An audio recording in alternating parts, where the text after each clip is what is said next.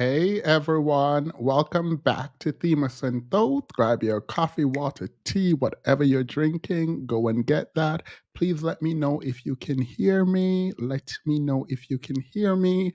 Um, I my cousin, not like actual blood cousin. I probably shouldn't have said that. Just say my cousin. So my cousin, um, dear child, put in a request. A request was made. Requests were made. Um, and these requests have something to do with me rapping in Jamaican, in a Jamaican. They said to just open and do it, but I feel like that would be a bit jarring. So I had to like tell you all before I do it. Um, this song is called Ghetto Story. And I lost, I didn't lose a bet, but like I said, I would do something without knowing what that something was. So they want me, let me find these lyrics real quick.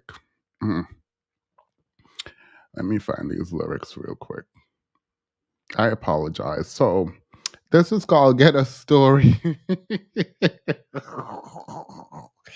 Oh my god, the rapper slash DJ is what's his name? Baby Sham. I don't know. So before we get into our video, I have to do my family a favor. So here we go. I don't even know these words. I know the song, but I don't know these words. All right, here we go. I'm gonna turn off my camera because ain't nobody got time for that. All right. I remember those days when hell was my home, when me and mama bed was a big piece of foam. Mama never like paid, and my hair never comb. When mama gonna work, we go street, go roam. I remember when Danny them take me snow cone and make him little brother, them kick up Jerome. I remember when we run, I get them. I get them knee blown. I'm a Beth when Richie get two in I'm dome. I remember Sunny Avenue turning now war zone. And Mackie mother fly him out cause she got alone. But Mackie got a firing to knock Capone. Make one leap of money and send it go home. All right, girl, I'm done. That is it. Gra, gra, gra. I'm pretty sure that's what they wanted me to say. Gra, gra, gra. Ah! I remember those days when hell was my home, when me and mama bed was a big piece of foam, and me never like paid, and my hair never come. When mama gonna work, me go street, go roam. I remember when Danny them take me snow cone and make him little brother them kick up Jerome. I remember when we visit them with Pierre Big Stone. Now me boy pop. All right, girl, I ain't doing all that. You're welcome. Now leave me alone. Ah! All right, let's get into this. Yep. Get into it. Yep. That was also to scare off people. All right. Hopefully we. I'm not reading that comment. Hopefully we get into this is the end of the saga. Actually, I don't like this on my head. I don't like hearing my voice. And it's wild to me. Hey, hey, hey. All right. So, before we get into the thing, and I think we should hurry up and get into it, but I can't just do it yet. So, these people on Fox News figured out how to get black people to vote for Trump in their mind. They figured out how to get black people to vote for Trump. And I'm very annoyed at whatever realization they think they have. Separately, if you see my face swollen, I just had my second laser hair treatment removal thing. So like all of my face back here is like swollen and disgusting. So that's that on that. Don't ask me about it. All right, cool. So let's hear the push. Let's hear how they're going to get us to vote for Trump. The sneaker thing. I was on social media last night.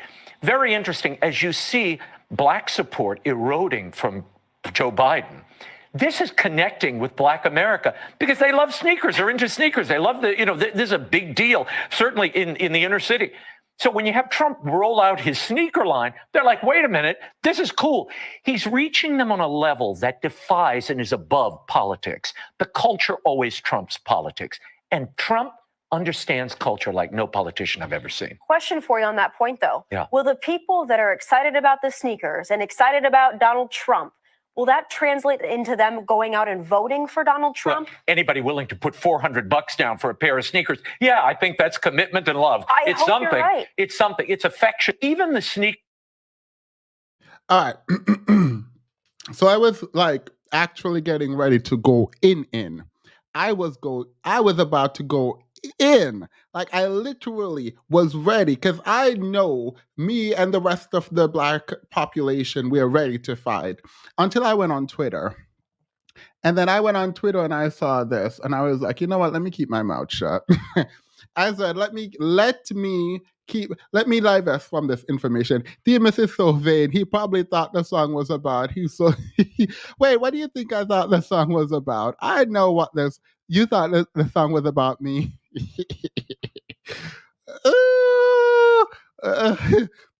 My mom would probably drag me if I said I was here sleeping on foam with her. All right. So I was really about to go in. I wasn't about to go in, but I wanted to go in. Then I saw this. Super fire. And low key, they're actually very comfortable. First ever Trump shoes. And if you call right now. Super fire. And low key, they're actually very comfortable. First ever Trump shoes. So, girl, apparently we are spending $400 on Trump shoes. I didn't even know there was a Trump shoes. I actually thought this was like a parody. I decided I will not investigate it. If Trump has a shoe line now that men are buying, girl, period. Y'all do you. Y'all do you. I am not looking into this. I'm not verifying anything. I'm not going on the Trump website. I'm not looking this up. In my head, this is a parody. It is not real. And so I'm just going to move on with my livelihood like that. He don't get them Oompa Loompa 24s out of my face. Timus, can you add those sneakers to the girl? Well, I want to see if people are like actually buying them because Trump has been failing at different businesses. There was like Trump Water, Trump Steak, Trump University. Trump just like to put his name on things, girl. I think Trump just likes to put his name on things. Oh. I mean, people are saying they're ugly, but I don't know. I'm not a sneaker. What do you call it? I was gonna say a sneaker head. Yeah, is it? I think it's sneaker head. I'm not a sneaker head, so I'm not sure what good sneakers are. I just use sneakers to run in and trainers to run in. I don't see sneakers and I'm not speaking poorly of Jordans. I can appreciate people who can appreciate them. I can't. But I just always assumed they were for gym activity, walking activity, climbing activity, I don't know, hiking. I didn't until I came to the US, I think I didn't realize it was like a sneaker culture where it's a part of dressing up kind of thing. But the only sneakers I own are for the gym. I don't wear sneakers, trainers out. Hey, Sober Boba, how are you? How are you? Welcome, welcome, welcome. Everyone, please remember to like the video. It is really, really helpful. I really hope you all like the video. All right. Before we get into the video, there's one more thing that I wanted to show y'all.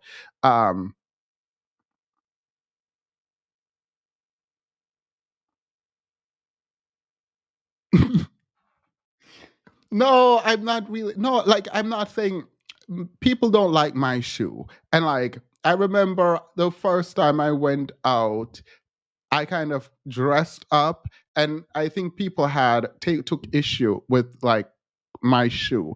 But now I realize where I go and my crowd essentially. But yeah, anywho, I have something else to show you. This will have no introduction. I'll just show it to you.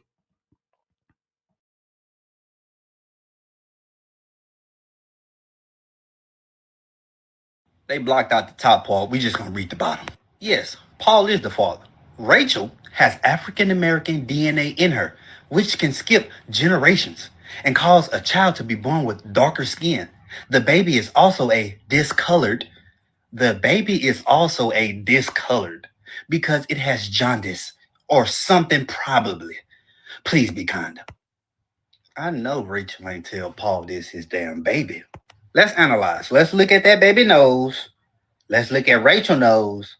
Let's look at Paul nose. Let's look at Rachel lips.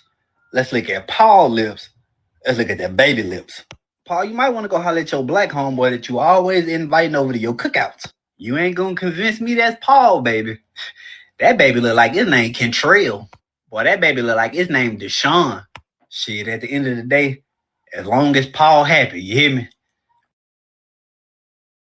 All right.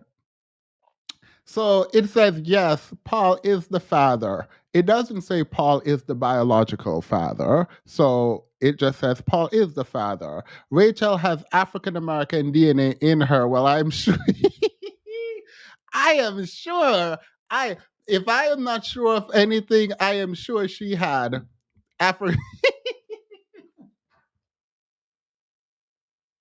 Anyway, I'm joking. I can't. Y'all get your minds out of the gutter. Like, I mean, when I say I'm sure she has African American DNA, like we are all from Africa and we're in America, so that's what I meant. That's exactly what I meant. In her, which can skip generations. And yeah, I've seen the pea experiments and cause a child to be born with darker skin. The baby is also, I think they meant discolored, but it's also discolored because that is my problem. In this whole post, referring to the baby as it is wild. That is wild. Like you go edit this and say also, the baby is also a discolored because it has jaundice or something probably. So you're just going to give this baby a whole disease, a whole immune, not or something. Like this is.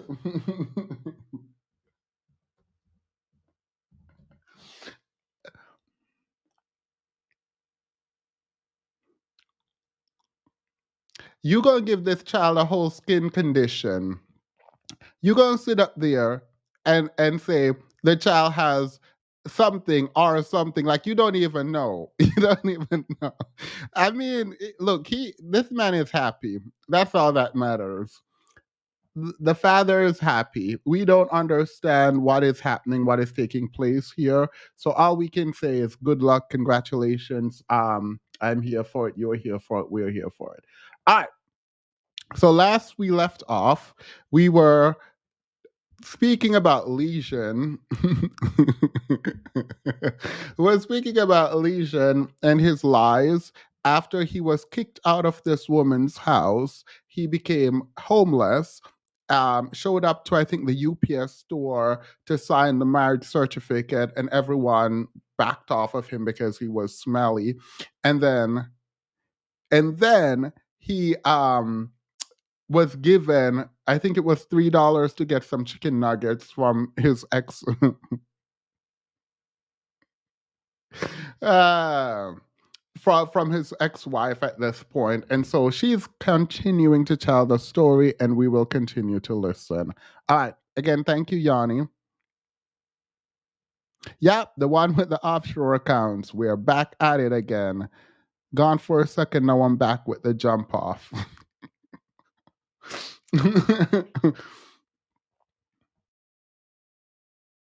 And let's get into this final part within the series.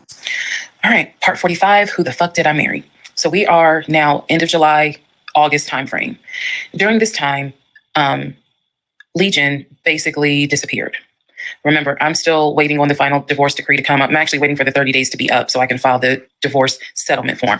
So I'm waiting on those 30 days to be up. I'm playing nice with him. I'm being cordial. I have uncovered all kinds of stuff. But just in case he was going to act a fool, I was trying to be cordial. So I had spoken to him on like a Monday, and I was trying to get a hold of him for something, but I'm the one that initiated a phone call in the coming days. Never heard from him. Never heard from him at all. His phone was dead. It was going straight to voicemail. And I genuinely was worried. A few days turned into a week. By the time I hadn't heard from him in a week, because I knew he was not living anywhere but his car. I knew that. So this is what happened, y'all. I first reached out on Facebook. Remember, even though he has told me that he had all these siblings, we know he didn't have all these siblings. But remember, I told y'all I had met the brother in Augusta and I had met the brother in Baltimore. These are people I've met. The brother in Baltimore I talked to on FaceTime. The brother in Augusta I've actually physically met, hugged, shake hands, all that. So I reached out on Facebook to people that I remember him talking about all the time. The friend Omar, the brother in Augusta, the brother in Baltimore, another cousin in Augusta. I was doing a search for these people's names, just like, hey, have you heard from Legion? The brother in Augusta told me, no, I haven't heard from him. I've been trying to reach him, but the phone's going straight to voicemail. I knew he was living in his car. So my brain was doing everything it could not to go on the deep end. I reached out on Facebook to the brother in Baltimore. And I said, hey, gave him my name. And I said, have you heard from Legion? Now, mind you, the brother in Baltimore and him have talked on speakerphone.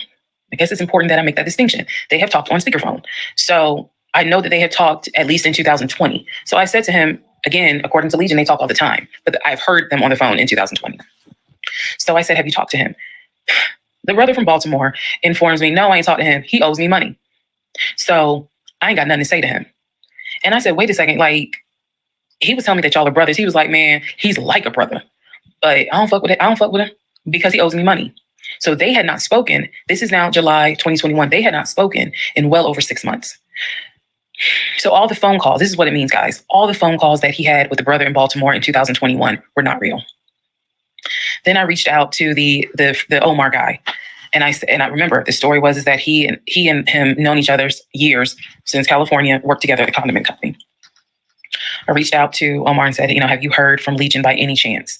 Explained who I was. He responds with, and I'll never forget it. He responds with, no, I have not heard from him. I have absolutely no contact with him whatsoever. We are not friends. And I would appreciate if you do not reach out to me again about him.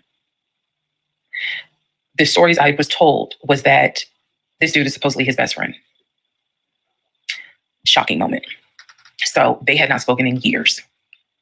They're not cool. He does not fool with him. Okay. Went on to the next person, a female cousin I had met. She said, no, I have not heard from him. Why would I hear from him? We don't really talk. I think she was genuinely weirded out by the fact that I'm reaching out to her out of the blue asking, hey, by any chance, have you talked to my soon-to-be ex-husband? So what I discovered because he ended up being gone for 2 weeks. What I discovered in those 2 weeks, let me be very clear with the statement I'm getting ready to make. I reached out to every person I know who apparently.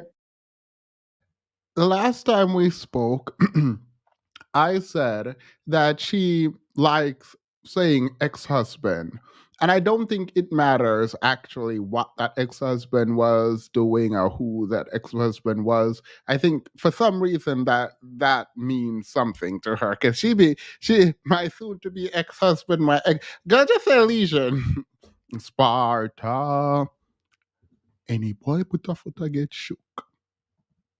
Has had some form of relationship with him. Either he said that they were friends, they talked on the phone, he said they hung out. The brother in Baltimore, I was told, had been to the house while I was at work. Brother in Baltimore said, no, that never happened. I've never been to your house. All these people knew that Legion was a liar. And I think that they all felt bad, with the exception of the Omar guy, felt bad that I was kind of just discovering what they've known for years. In those 2 weeks, I found out every single person I reached out to, not a single one of them gave a shit if that man was dead or alive. All of them had the attitude, some even said it, no, I haven't heard from him. I don't care to hear from him. It was as if, for me, it was such a sad moment because I discovered this man has no friends. Fuck whatever he has said. I'm now able to prove it. He has no friends. There is nobody who is concerned that they have not heard or seen him in over 2 weeks. Some people months. One guy years. None of them were concerned. So basically what I'm saying is that I discovered he had burned bridges with everyone. All right. I love this part of the story. I forgot where it started, but whenever she found out about the Social Security thing and started her own investigation and doing that. I love that part of the story. And it's funny because, like, if she had done something really wrong and then he started doing bad things, like, it wouldn't justify it. But this woman is literally just living her life, and this man just comes in there and like disrupts it. So I'm glad she's putting this out and making all of this and like doing this. And hopefully she makes loads and loads of money and travel the world. And I wish, well, like, I want the best for her, right? Now, the slight issue I've always had, and this was from the beginning until now, is her never ever engaging with people from his life. And I've made that statement before, and I'm going to explain why. And I think this goes back to the conversation I had about love with Petty on the podcast on Wednesday. I don't think people are like searching for love. I don't think women are searching for love, and I don't think men are searching for love. I'm not saying this generally, but in the conception of love where I just need someone to complete me, I've already spoken about the idea that for you to truly love in my mind, I'm not defining love. You have to first love yourself. If you are looking for someone to love you because you don't have love for yourself, you're looking for someone to pour into you, right? And part of why I believe this wasn't love is the fact that the woman, Reesa, she married someone without ever meeting anyone on his side of the family. That is wild to me. And if he was estranged from his family in her mind, then that would make sense. But the story he told her was how close he was to all of these people. And he was talking on the phone with them, and she's only heard one or two people's voices. And if you go through with a marriage and a relationship with someone and you don't know anyone in their life that they say they care about, I am so, so sorry. I don't believe you love that person. I don't believe you care. I believe you have an imagination of what you want. And so long as he fits what you want, you don't actually care about that person. And this is not to demonize her, by the way. It is to say, that a lot of the times we think, oh, because I'm so sad and I'll give you everything so that you can stay in my life and fulfill my fantasy, that means you're noble and that is love. I fundamentally disagree with this. You are trying to use someone just differently than they are trying to use you. So that's my opinion there. Hey, wake up, makeup. Let me add you. Did you hear? Did you hear what was happening, or did you just hop in? No, I was listening while I All was right. getting Ruby settled. So yeah, Oh, is Ruby settled? she's settled. She got her hug. Yay! All right. Do you want to react to what I just said? Any pushback, any thought? Not yet. No, just All right. we're getting to some good. All right. Cool. Burn bridges with family, burn bridges with so-called friends, burn bridges with fake brothers, fake sisters, fake aunties, uncles, everything. He had burned bridges with everyone. And for me, that was more telling than anything else. Yes, I knew he was a liar. Yes, I knew he had made stuff up. I was genuinely surprised to discover nobody gave a shit about this man. No one. I had never met every single family member, but the fact that he was living in his car, the fact that he wasn't bathing and was just had disappeared was shocking to me. So where was he for those 2 weeks? Glad you asked.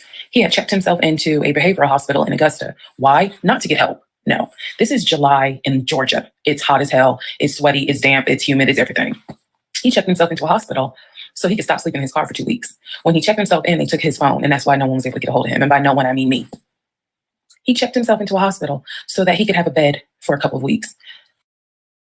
Lovely lady says, "Slay, wake up, makeup." Thank you, lovely lady. 18 months. Woo! Thank you.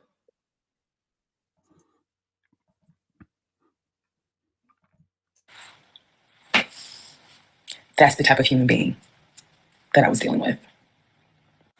Part 46, who the fuck did I marry? So after the whole missing in action debacle where he disappeared for a couple of weeks, Legion started calling and texting me, telling me that he was ready to come home. Yes, you heard that correct. The audacity.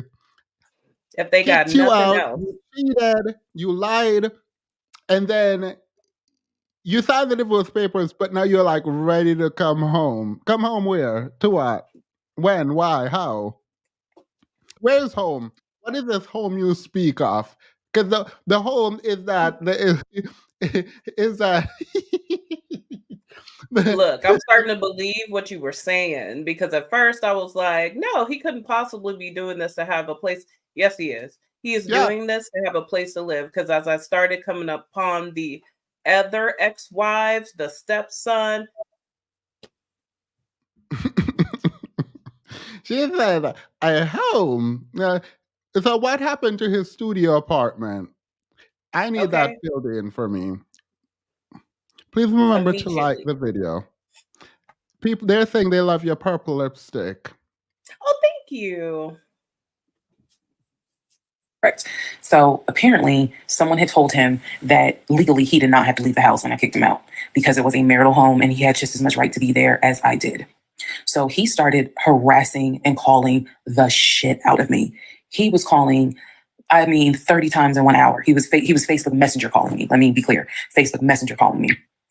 He was calling me so much. He was messaging me saying, I'm coming home. I'm going to get some money and drive up from Augusta. You have to let me in the house. It's not fair what you're doing. All this other bullshit. It was nonstop. He would start calling at 7:00 in the morning. He would not stop calling until 10:00 at night. He was calling so much, leaving messages, like I said, just straight up. You can block him. If you block him, he can't reach you, right? So she does.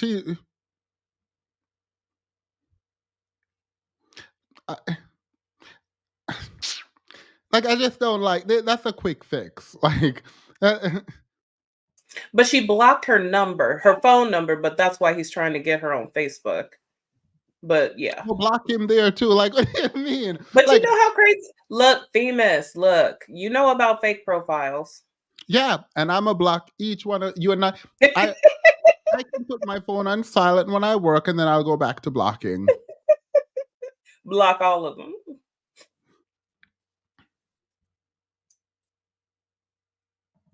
Harassing me. So I reached out to attorney friends. I reached out to local law enforcement. Local law enforcement informed me, well, technically, he's right because he is still legally your husband. Our divorce had not been finalized at this point. The paperwork had been sent in. I was just waiting on the judge to give me her signature, but it hadn't happened yet. So the local law enforcement did tell me if he comes back, our officers would have to let him in the house. You don't have to stay there. They gave me different options. I was trying everything in the book because he is saying, I'm coming back to the house. I told him, do not come. You are not welcome. I'm not letting you in the house. Again, the locks had been changed. The code had been changed. So I told him, if you come to this house, step foot on this property, I'm calling the police and getting you arrested for trespassing. You should know about that. He was adamant. He was adamant that he was allowed back in the home. He didn't know the conversations I had with local law enforcement, but somebody was in his. He does have a legal right to the house. Like, it is now community property. You married the man, moved him in your house. It is now y'all's house. Like,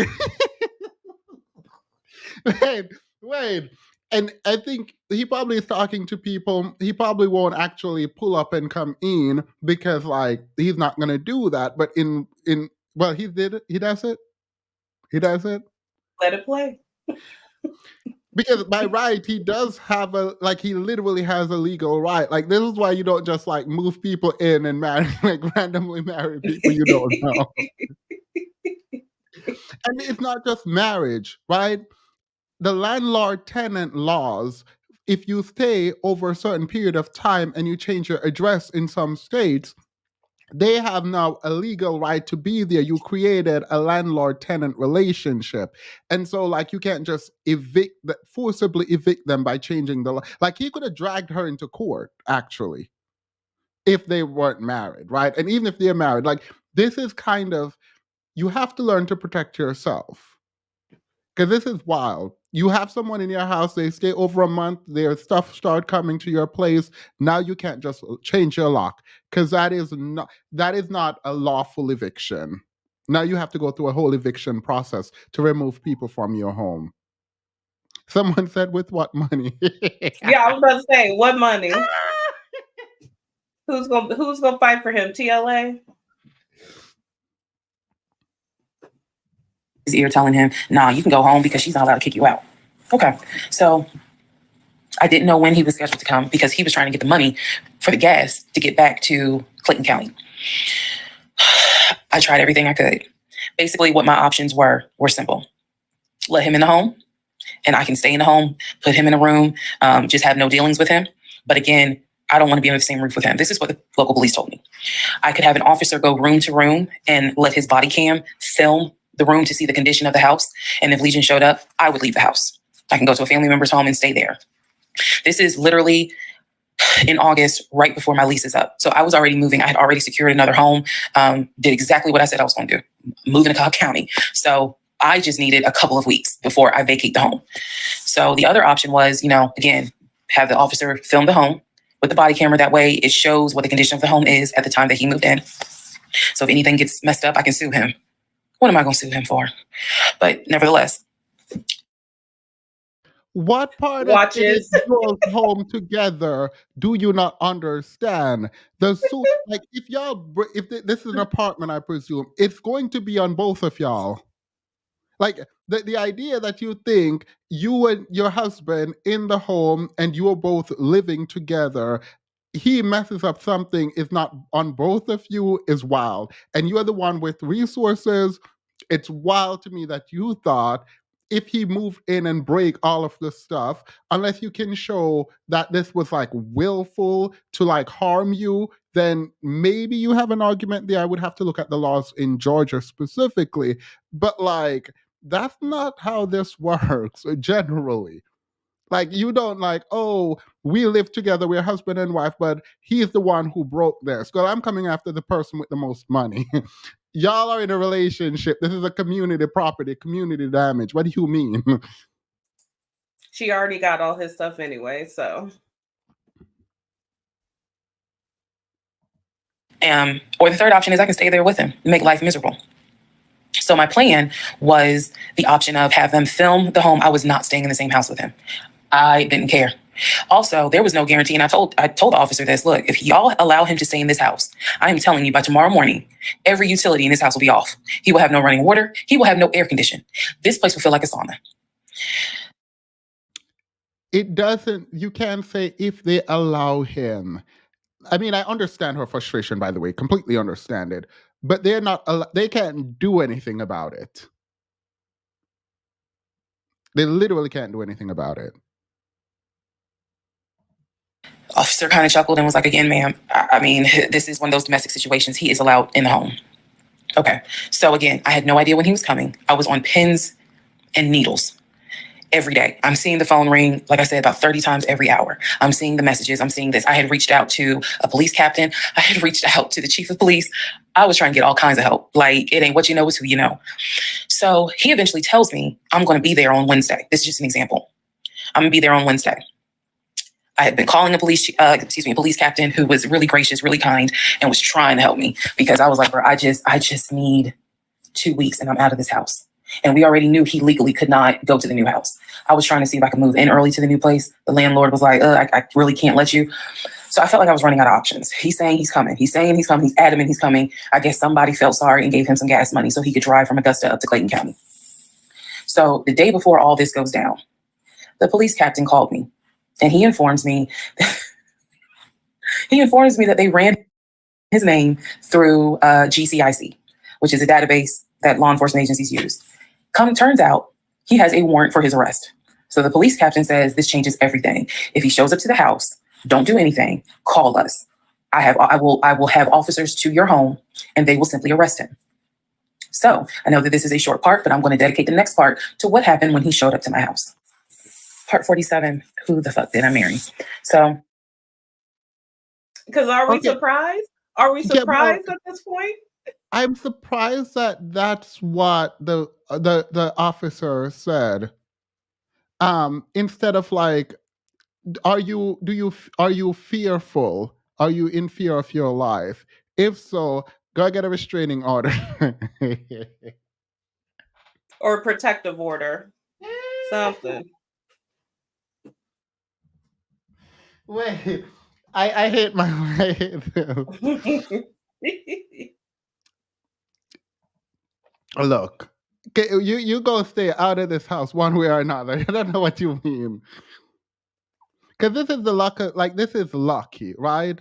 So like you're lucky that you have this, but like there should be, and the fact that there isn't conversations about how she could have protected herself with the police and law enforcement is wild.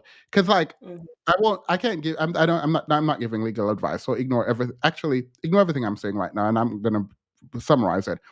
I can think of at least 2-3 ways right now that he would not legally be allowed to come in that house.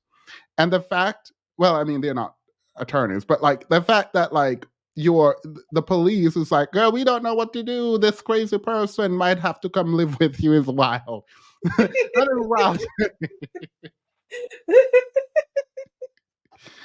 All right, girl. Here's what happened. This was mid-August. Went to work as usual. It actually happened on a Friday. Had to look at the dates. It happened on a Friday. Went to work. Still, he was calling me, texting me, messaging me that he was on his way. And so I was a bit on pins and needles all day. I was dreading going home, and that is a horrible feeling to dread to go home. So he had called me and said that he was at the house in the driveway. I guess he had to use the restroom, so he decided to go to the Walmart up the street to go use the bathroom.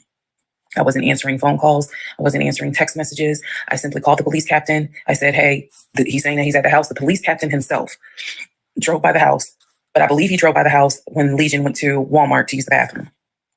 So the police captain was like, I don't see anyone there. But again, when you get home, if he is there, do not engage. Call us. Okay, no problem, because I got you on speed dial. So I go home. I'm on the phone with both my mother and my aunt on a 3-way call. They're both like, oh my God, you know, what do we need to do? I drive into my subdivision. What he did not know was that he had backed into the driveway up against the garage. Normally I park my car in the garage, but what he didn't know was that at the time I was driving a fleet car. So I wasn't even in my normal car. And I know that he was waiting to see my car, the Nissan Altima that he helped get, pull in to the subdivision and then pull in towards my townhome. That didn't happen because I'm in a different car. He didn't recognize it. So when I turned onto my street, as sure as it is hot in Georgia in the summer, that man was sitting in the driveway in his Ford Taurus. Okay. So I live at the time, not far from a cul-de-sac. So when you go straight down, you just turn around the cul-de-sac to come back up. So that's exactly what I did. I went to the corner, turned off so that I can see the house, but he would not have been able to see me. I went ahead and called 911. I was very calm, told them exactly what the captain had told me to say. I was like, my name is, the address is, I need police here because my ex-husband is here. He is not supposed to be here. And I feel as though I am. It would have been nice if there was a reward for his arrest, so she can turn him in and collect the check all at once. Crime Stopper or something. Girl, this story longer than the Titanic. I'm sitting here like, apparently she said she outlined it like a book. I don't know if she actually said this. Someone said she did it like a book. This woman was like, this happened to me. How do I make the most of my... I just really like this. I actually really like this. Now, if she comes out with a class about overcoming trauma, I'm not taking it because, girl, where? But like, I'm here for her living her best life and like doing well from this. So, yes, yeah, she did book her trip to Paris and London, so I'm happy for her. Good. I'm in danger. She said, okay. She, again, regular phone call. She said, we're dispatching police to your home. As soon as I hang up, I then call the police captain. He immediately answers the phone. He says, we just got the call. I'm sending 4 officers your way. Okay, good. Get off the phone, call my mom and my aunt back because they were both like, call us back. Call them back on 3-way. I continue to sit there until I see 4 officers, 4 cars pull in and stop just in front of my house. So then I ease up. He gets out the car. I guess, trying to see what's going on. I explained to the officer that walks to my window, I say, this is what's going on. So I was trying to sound extra law enforcement smart. I was like, check him through GCIC. You're going to find that he has a warrant out for his arrest for a violation of probation. And the officer kind of smirked because she was like, we know, we already checked GCIC. The captain called us. So I was like, okay. So anyway, they tell me to sit in the car. They go up to the window of the car and get. Tell me why my better self would want to drive up to just sit out there and look. And just I told you. Watch me, watch this happen. I told you not to come to my house. And you decided to pull up to my house. Now look at you. Now, okay. You would see you. You would see me. Ask him to step out of the car. He does. When he stepped out of the car, I was like, oh my God. I hadn't seen him since the end of June when I met him at the UPS store. And he looked bad then. He was still in the same clothes. When I told you guys when I met him, he was like a size 3X. What got out of the car was easily a medium or large. Easily. That is how, and it makes sense because, he probably wasn't eating, except for somebody gave him $6 for chicken nuggets. But what got out of the car was something I didn't even recognize. So he gets out of the car, they arrest him. There was no incident or anything like that. He was arrested peacefully. They put him in the backseat. My neighbors are all looking like, what is going on? And so the officer comes up to me and she said, he's asking to speak to you. Do you want to speak to him? I said, yeah. So she walks with me. Keep in mind, she's wearing a body cam. So she walks with me to the window. They put the window down. And I remember looking at him. I was like, I told you not to come. And he said, I just wanted to get my stuff. I just wanted to get the TV. I said, what TV? The TV that you gave me in the divorce? And he was like, yeah, that TV. And I said, it's mine. You gave it to me. I have the fucking text messages proving that you gave me the TV. And I'm trying not to scream because the neighbors are all watching. And he's like, I know. I just needed my stuff. I'm sorry. I'll never bother you again. I'm sorry. And so I look at the officer and I was like, you have me out here with 4 fucking police cars. You have embarrassed me to no end. You have made a fool of me. And you have the audacity to now be like, I'm sorry. I'm like, fuck, you're sorry. So the officer was kind of like, okay. I said, I never want to see you again. He was like, you won't. I'm sorry. I'm so sorry. So I walk off. The officer is like, going through the stuff that was in his wallet. They took it out and put it on the roof of the car. So the stuff that was in his pants, like his wallet, his keys, they put it on the roof of the car when they had him get out the car. And so. Oh yeah, I know the human spirit because I too would want to do that. Absolutely. I done told you to stop calling me, stop messaging me. Yes, I would want to do that. Yeah. And he didn't want that TV. He didn't really want he wanted an excuse. No, he literally said he's coming to move in. Like he's there to move back into his home. Yeah, his home. Now you don't have to worry. Now you have a home. I just don't like. The thing is, you know what I can forgive?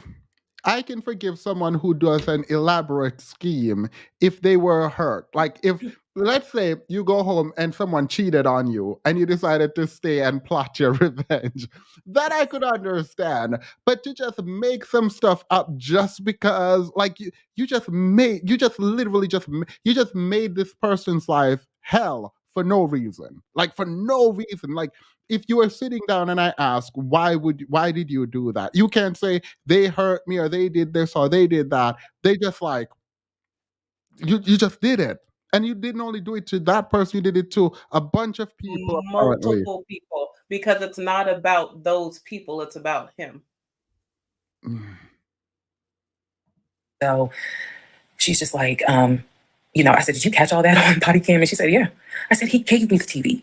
And she said, yeah. She's like, we're going to take him in and we'll have somebody look at him. Because in her words, she said, he's definitely having a mental episode right now in the backseat. And I just shrugged and I was just like, I just said, I just want to be done with him. I just want to be done. And so she was like, I understand. I totally get it. So his car is in my driveway. The keys and everything are, they took On your dead mother, on your dead mama, on your dead, you know, lied on a dead mama, lied on a dead mama, lied on a dead mama, lied on your, I said, lied on her, and sexy red, she done lied, she lied and she cried, and she lied and she cried, she said she lied and she cried, and she lied and she cried, and then she lied and she cried, and she lied and she cried, cause she got blogs all up her stupid doofy self.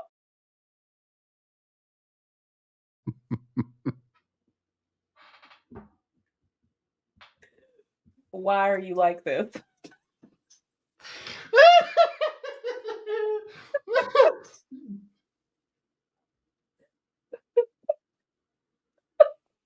Bilateral feet.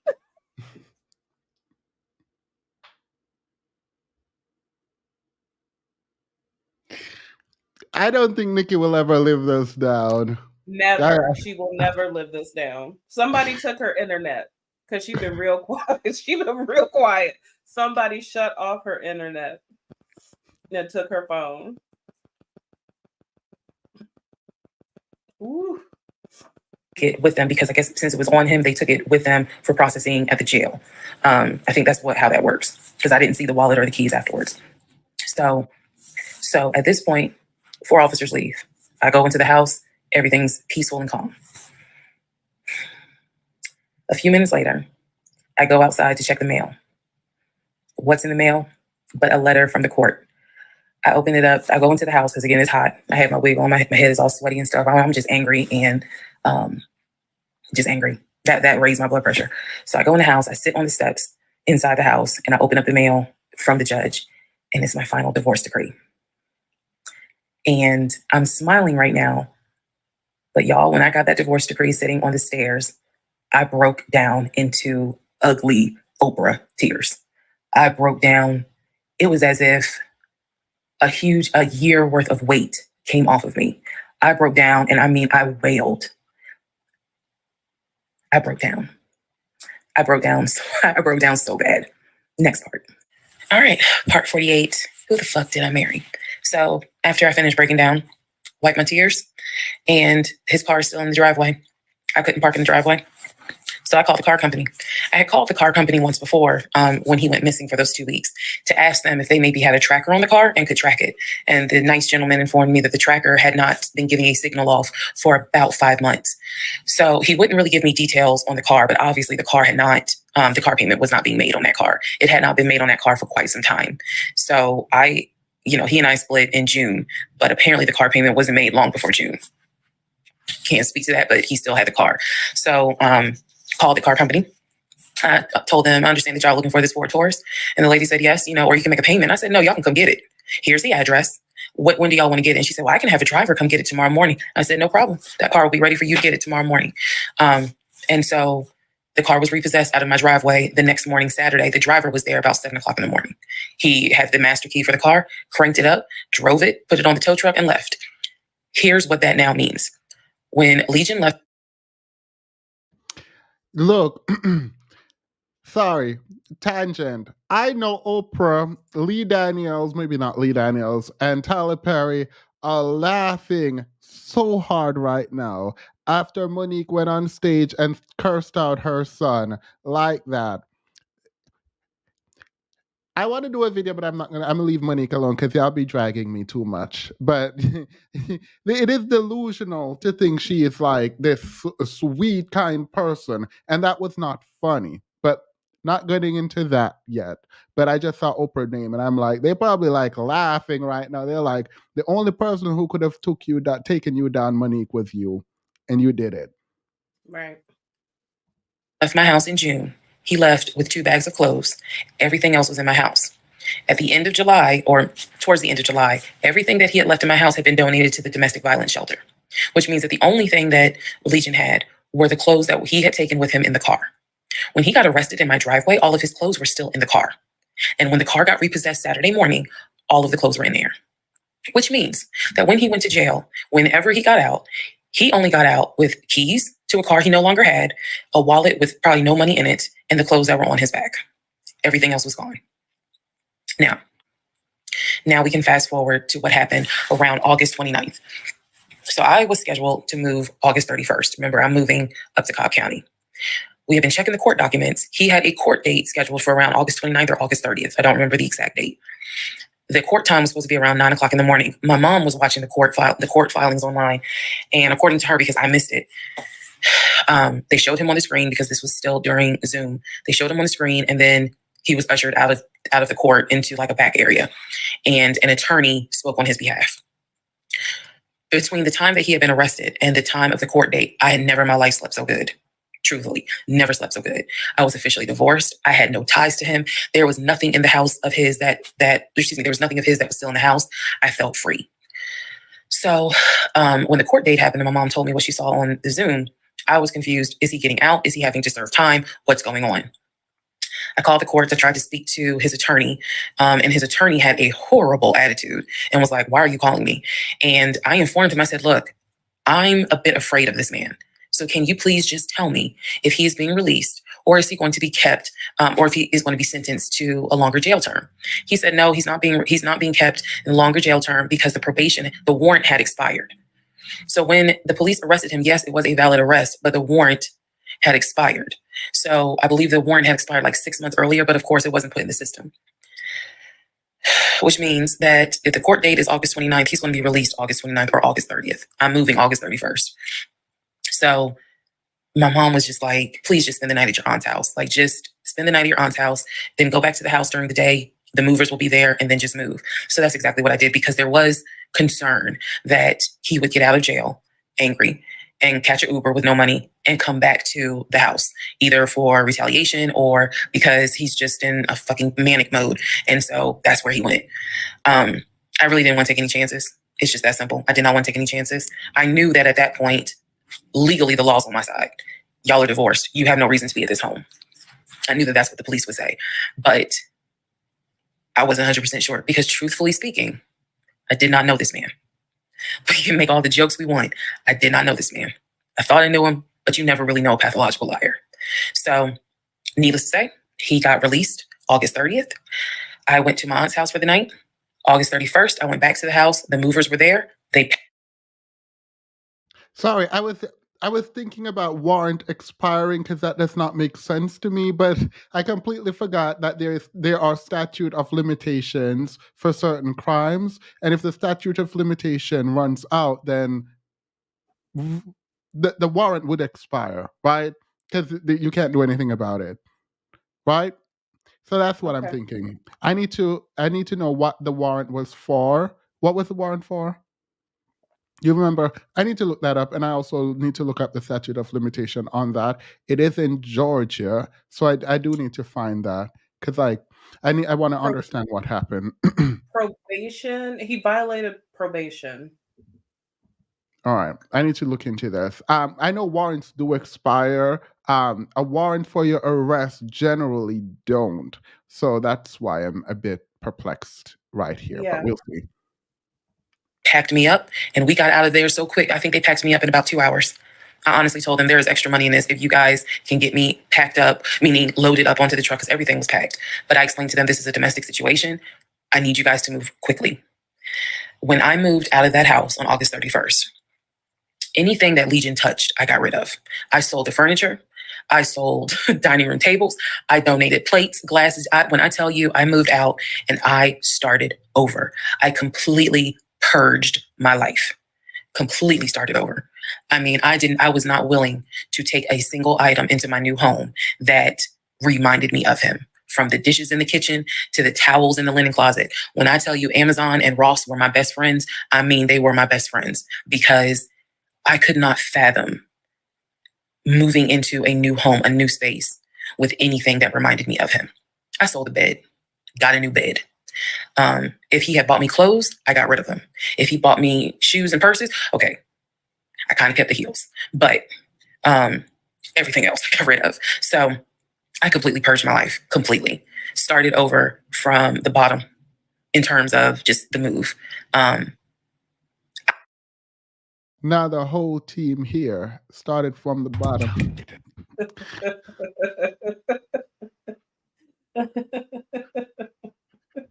Period. Okay.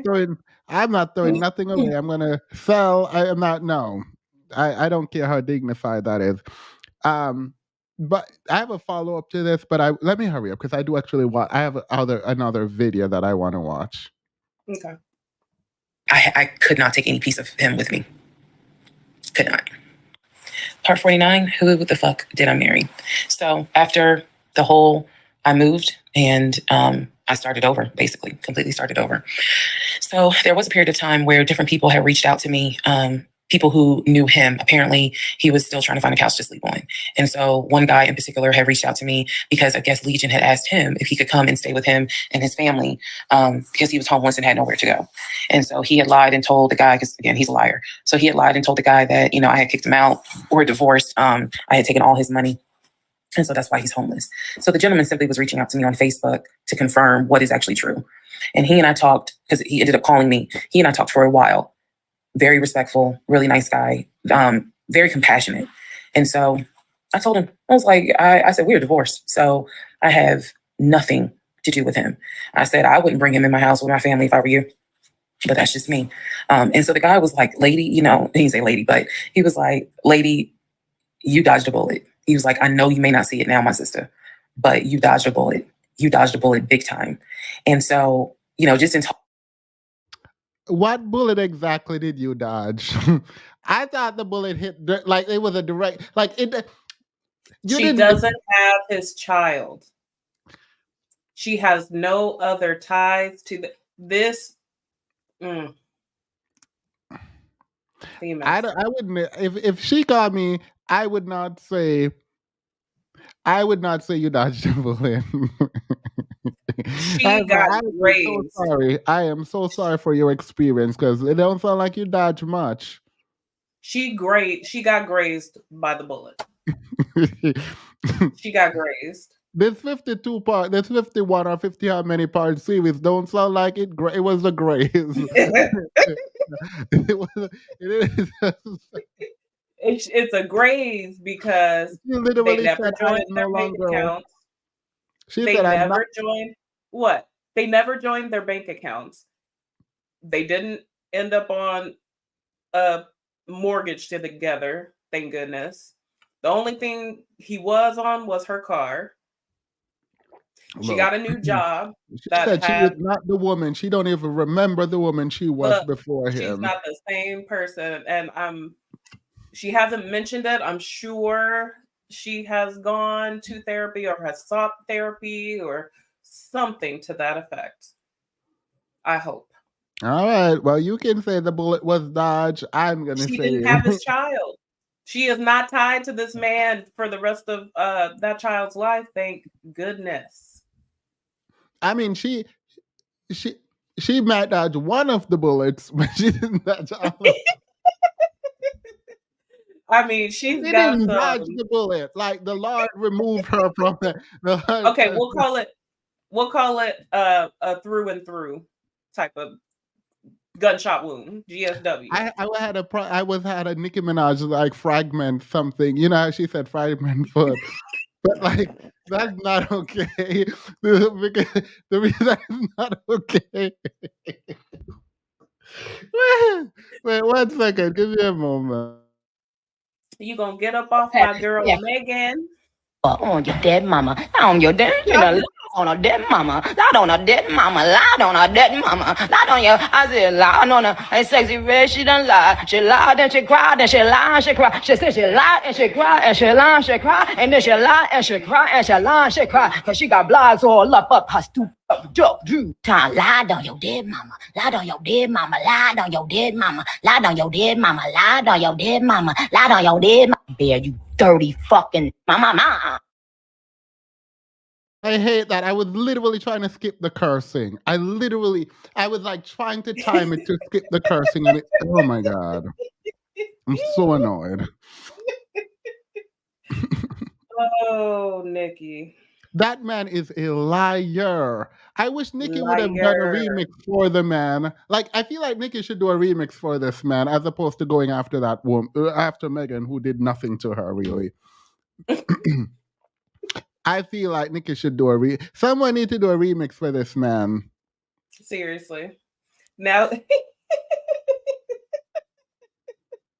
they're going to put him in Urban Dictionary Because now if you tell a lie, they're going to say that's a Legion lie. That's how bad your lie is. That's a Legion lie. Talking to him, he was very encouraging. Like, it sounds like you got a good head on your shoulders. It sounds like you're a good woman. And no, he was not flirting at all. He was like, it sounds like you're a good woman. And I really hope this does not mess you up. Like, don't let him mess you up. Don't let him like diminish your shine kind of thing. And I appreciate that. I did. Because at that time, again, had moved into my new place. 2021 was the worst year I ever had. I'm not saying that so that 2024 can be like, hold my beer. But 2021 was a dark year. Started out married, end of the year, divorce, end of the year with COVID and divorce. And that period of time, that August, September time, I felt like I was just walking around like a numb woman. I didn't know if I was coming or going. I didn't know what to do because I felt like I had just been through hell. And it was a period of time where I had to sit down and I had to really, really deal with some stuff that I just simply was not ready to deal with. Things that I had to come to grips with that I really wasn't ready to come to grips with. So fast forward all this time, get to December of 2021. Yes, this is where the story does end. Get to December of 2021. I am out sick with COVID. I'm not at work. I get a phone call from my coworker telling me that Legion has called our job looking for me and was trying to get information on how to reach me. Yes, I had already changed my number. Again, I had already moved, but he knew where I worked. So apparently he had called trying to find me. And the person that answered the phone was like, we're not going to give you that information. So he said, well, can you ask her to give me a call? I'm just trying to get a hold of her so I can get my stuff. The stuff he's talking about are those tote bags from July. So he was calling. And it was a problem. He was trying to reach out to me on Facebook. He was trying to reach out to family members on Facebook, trying to get me to call him so that he could make arrangements to come get his stuff. The devil is a lie. So my friend Tracy, who came to my rescue again, my friend Tracy was like, okay, here's what you're going to do. She said, you're going to send him a message and you are going to say these exact words. Send him a text message, she said. And she told me, you're going to send a text message because it's going to be timestamped. And basically the text message says, I do not have your stuff. I did not have your stuff. I have nothing that belongs to you. If you continue you are disrupting the work of my job by calling and asking for me. We have no contact with each other. I will send you a copy of the divorce decree that shows whatever is in your possession you own and whatever is in my possession I own. If you contact me directly or indirectly ever again, I will get a restraining order on you. Now, for those of you who are watching this in 2024, and you're probably like, wow, she's dramatic. Please understand that what I just said, I mean that. If you ever try to contact me directly or indirectly, I will get a restraining order. I have it in writing. I've always had it in writing. And if I need to rewrite it again in 2024, I will, because the boundaries still stand. And that, ladies and gentlemen, is the last time I had any contact whatsoever with my pathologically lying ex-husband. Part 50. Who the fuck did I marry? I love that. That friend is a good friend. That friend is a good friend. I like that. Yeah. That's what I would have been. Right? Nobody got time for this. Not calling my work, So, not after calling my new job at that. No. Mm-hmm. There's some realizations I had to come to after the divorce and everything had passed. One, Legion never loved me. He never loved me. He doesn't love himself, so I know he didn't love me. Number two, he didn't even like me. He watched me get excited about things that he knew I was not going to get. And not even just the possession stuff. Like, of course, we know I was excited to be the woman whose husband is like, I'm taking my wife to London. I was excited to be the woman whose husband was like, yeah, I bought my wife a brand new BMW X5. You have to understand, is all the jokes that we make about the BMW. It was the time and effort that he spent in taking me to dealerships and being sure to put me in the car and test drive the car and, oh, I can see you in this. I like this for you. It seems safe. It was the effort to really make me believe that She gonna say she never loved him too, right?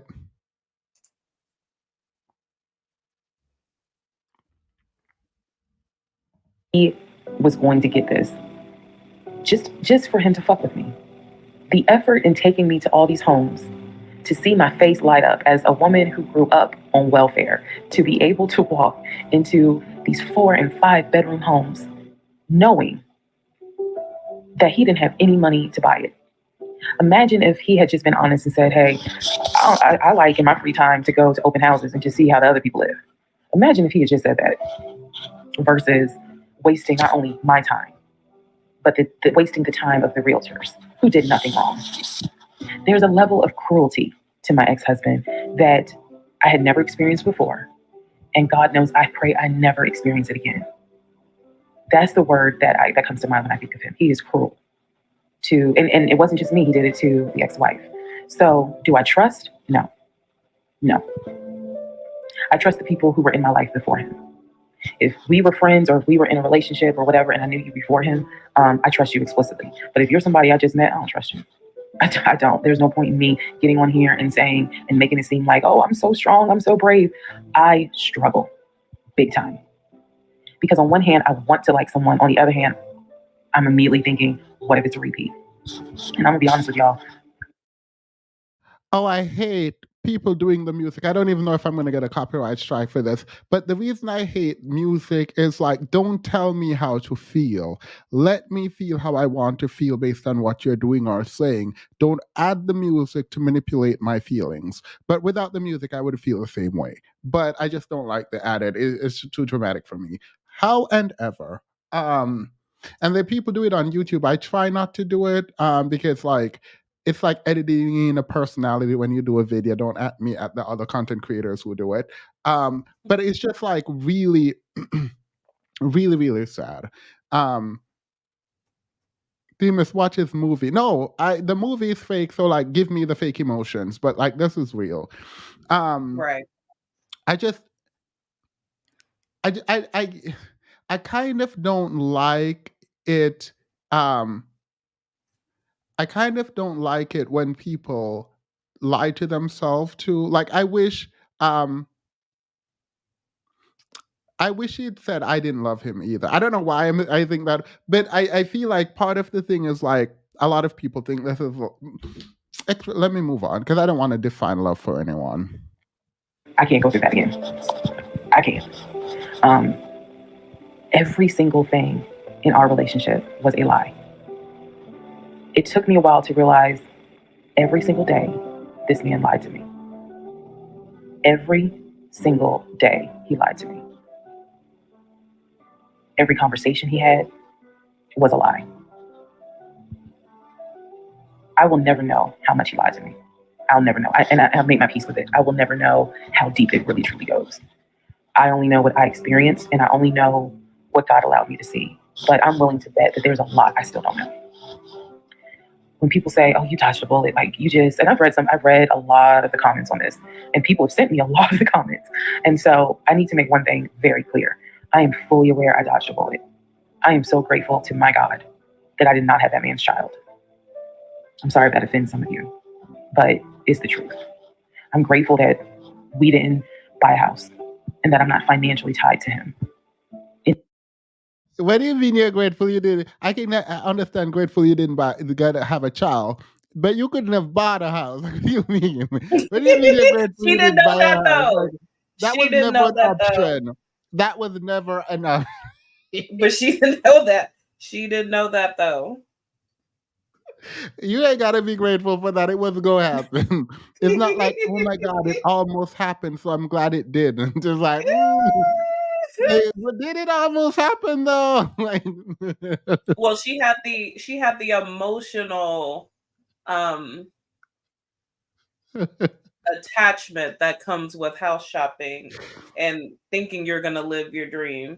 I mean, she said, I thought it was my time. She believed and bought into the facade. So in any way, shape, or form. But I'm also grateful for the fact that there are things about my ex-husband that I discovered in terms of how he is when it comes to other women. And I'm grateful that God has kept me and protected me. That's all I'm saying.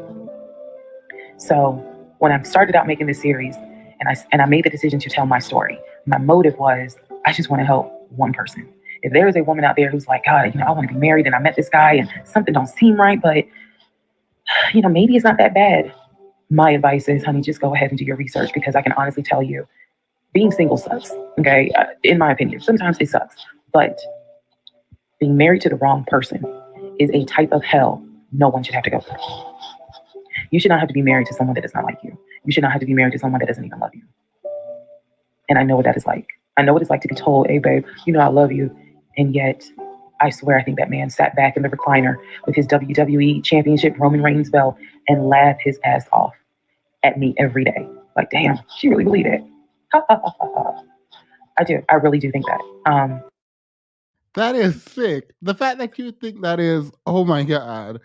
Like, I don't even think he went that far, because he wasn't thinking about her. He wasn't thinking. He was not thinking about her. He was not thinking about this her. feels He like was the thinking about manifestation himself. of like, anyway, let me stop.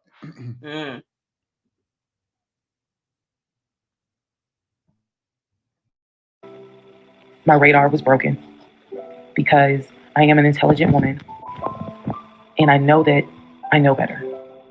And I still sometimes ask myself, how the fuck did you let this happen? How did you let this be your story? All because at the time I wanted it to be my turn. And I hoped it was my turn. And when people say, well, what do you mean by that? I just meant, we all see it, whether it's social media or real life, we all see where a woman she done. Y'all, I'm gonna block everyone in this chat because I'm actually having a moment. Like I'm literally connecting with this woman and her pain, and y'all out here just dragging in the chat.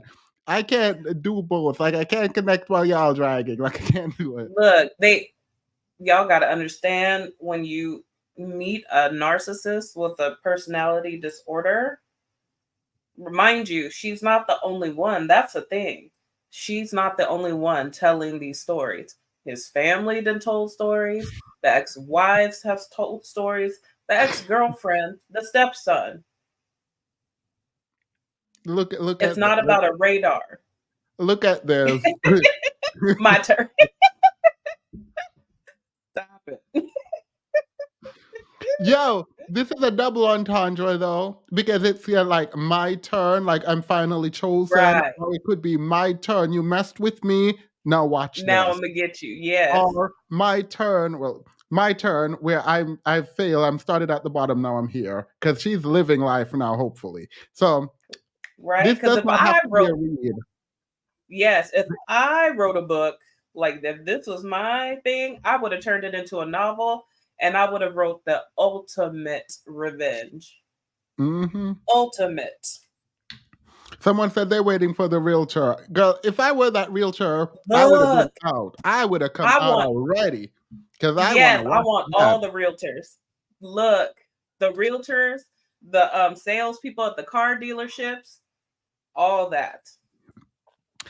Portia watched all 59 episodes and the reunion this and immediately filed divorce. Reesa saving the women's. Look, girl, I was looking through Portia and her man's problem, and I'm like, girl, I'm not even touching this. Right, because she never should have married him. Nobody thought that was gonna last.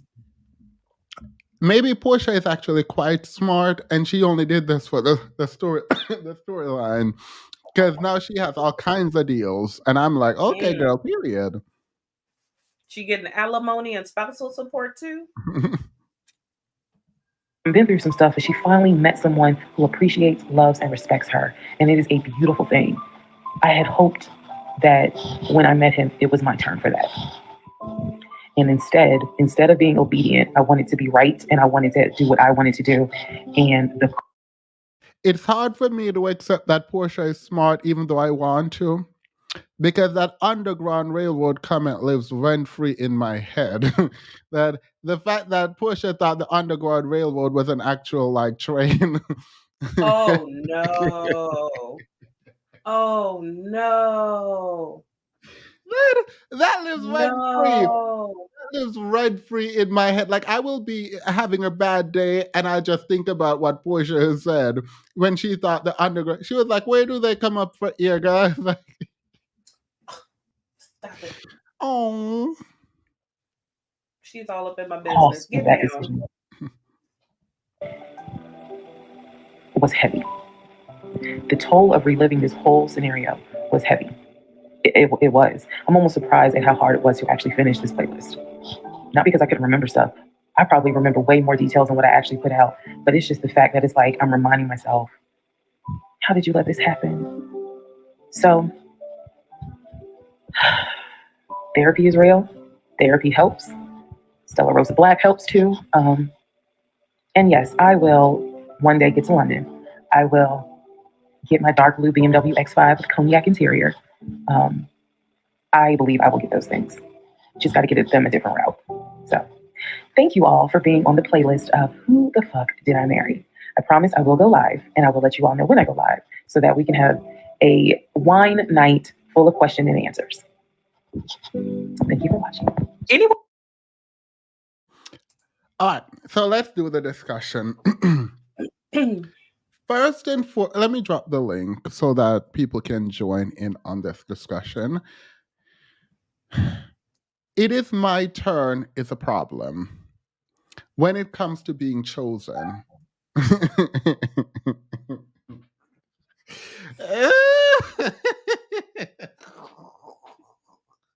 y'all are not about to make me be serious today. Y'all are not. Y'all are not about allowing me to be serious. Hey, I'm glad you're the first person to come up because Level Up Single Mom. I actually want to ask you something because you touched on this in your book. Let me put your book on the screen for those who are wondering. But and while you you're touched doing on that, he's the epitome of get a man who can. It's okay if he just pays the light bill. That is the what you gonna get. All right.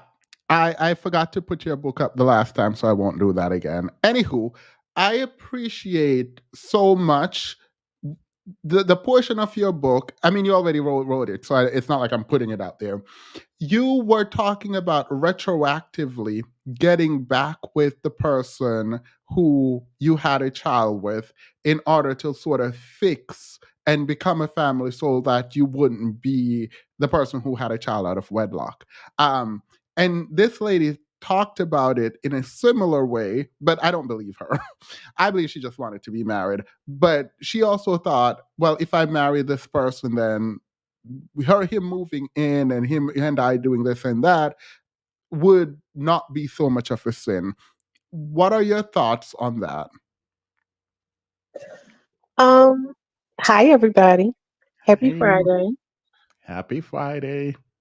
I there's so many things about first of all, just listening to her, I felt like it was reminiscent of a lot of things that I said. Like the way she described how she was feeling and everything was parallel to stuff like you said that I had said in my book. And so I was really like vibing with her on that stuff. I believe her when she says it's mainly the part when she was like, I thought it was my turn. Because like with my second daughter's father, it was not that, it wasn't to that degree, you know what I mean? But I remember having a conversation where a friend of mine was like, look, he's a little off to me. And I said to her, like, I get what you're saying. I see what you're saying. And I get why you view it that way. And I'm not saying it's not that way, but for right now, I am choosing to believe in my good coming to me and that I can have good things and I can have a happy ending. And, basically like if it gets to a certain degree, like I know what my degree is where I'm like, okay, I'm done. And it came very soon after that. You know what I mean? So like on a certain note, I get where she was coming from with that. Once, so sorry, I'm not even going to play this yet. Do you believe her around this? I don't know if when I say believe her, I think she even believe it as she says it, right? So I'm not saying she's intentionally lying, but it feels like my turn was just beyond correcting a wrong. my turn was like my turn to have a provider, my turn to have a man, my turn to have a husband. And before you answer, before you answer that, what I think my fundamental issue with this is that I think women are being lied to. I watch Erica De Niro a lot, and this is her kind of philosophy, where women are like sheeps being led to. I don't like that visual, so I'll leave it alone. And they're looking for quote unquote their turn, but it's almost like their turn to be like subject to someone else's rule, because the woman who values marriage and run first into marriage is seemingly the type to want to quote unquote submit and be protected and provided for when you can protect and provide for yourself. So how do you want to just respond to that general statement that I just made, or I can ask my question directly? But I feel like you should respond to the bigger issue around womanhood centering man and wanting to be subjugated, because it is subjugation. I mean, well, for me, because I think you were kind of like, I think you said before, like doing the male brain thing. Like for us as women, it's not, you want to be the pretty, pretty princess.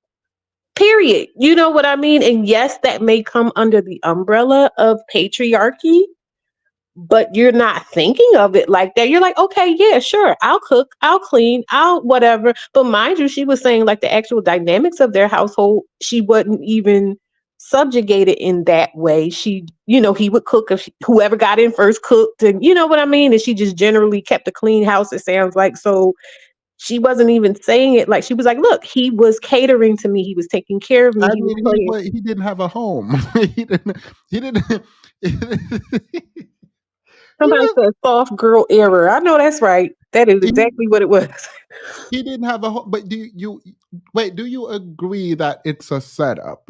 Like the way that women are being taught to wait their turn to be chosen, um, I puts them at. agree that I agree that men are using that ideal and dangling that in front of women, and using that, because when we were in the Discord yesterday, you weren't in there with us, but we had started a conversation, and then we were watching like one of the other women that started telling their story. And there were so many themes that were exactly like Reese's Tissa's story.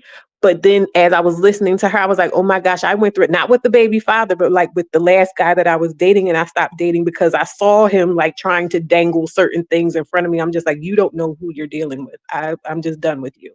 So there is this, men know, and I think they look for women that look a certain way, let's be honest, because that plays into all of these things you're talking about too. But they understand that, okay, women like pasta and lobster, women like that get their bills paid. They think those are signifiers of a certain type of status, of a certain type of embodiment of womanhood. And so they will use that to do what he did or do what other people do, impregnate women, leave them, move in their house, all those types of things. So, but I feel like you sidestep the question of if, because you said men use it, but isn't the idea itself dangerous? And I'm willing to be wrong on this. I do think it's dangerous. I'm Is the fully idea of what dangerous?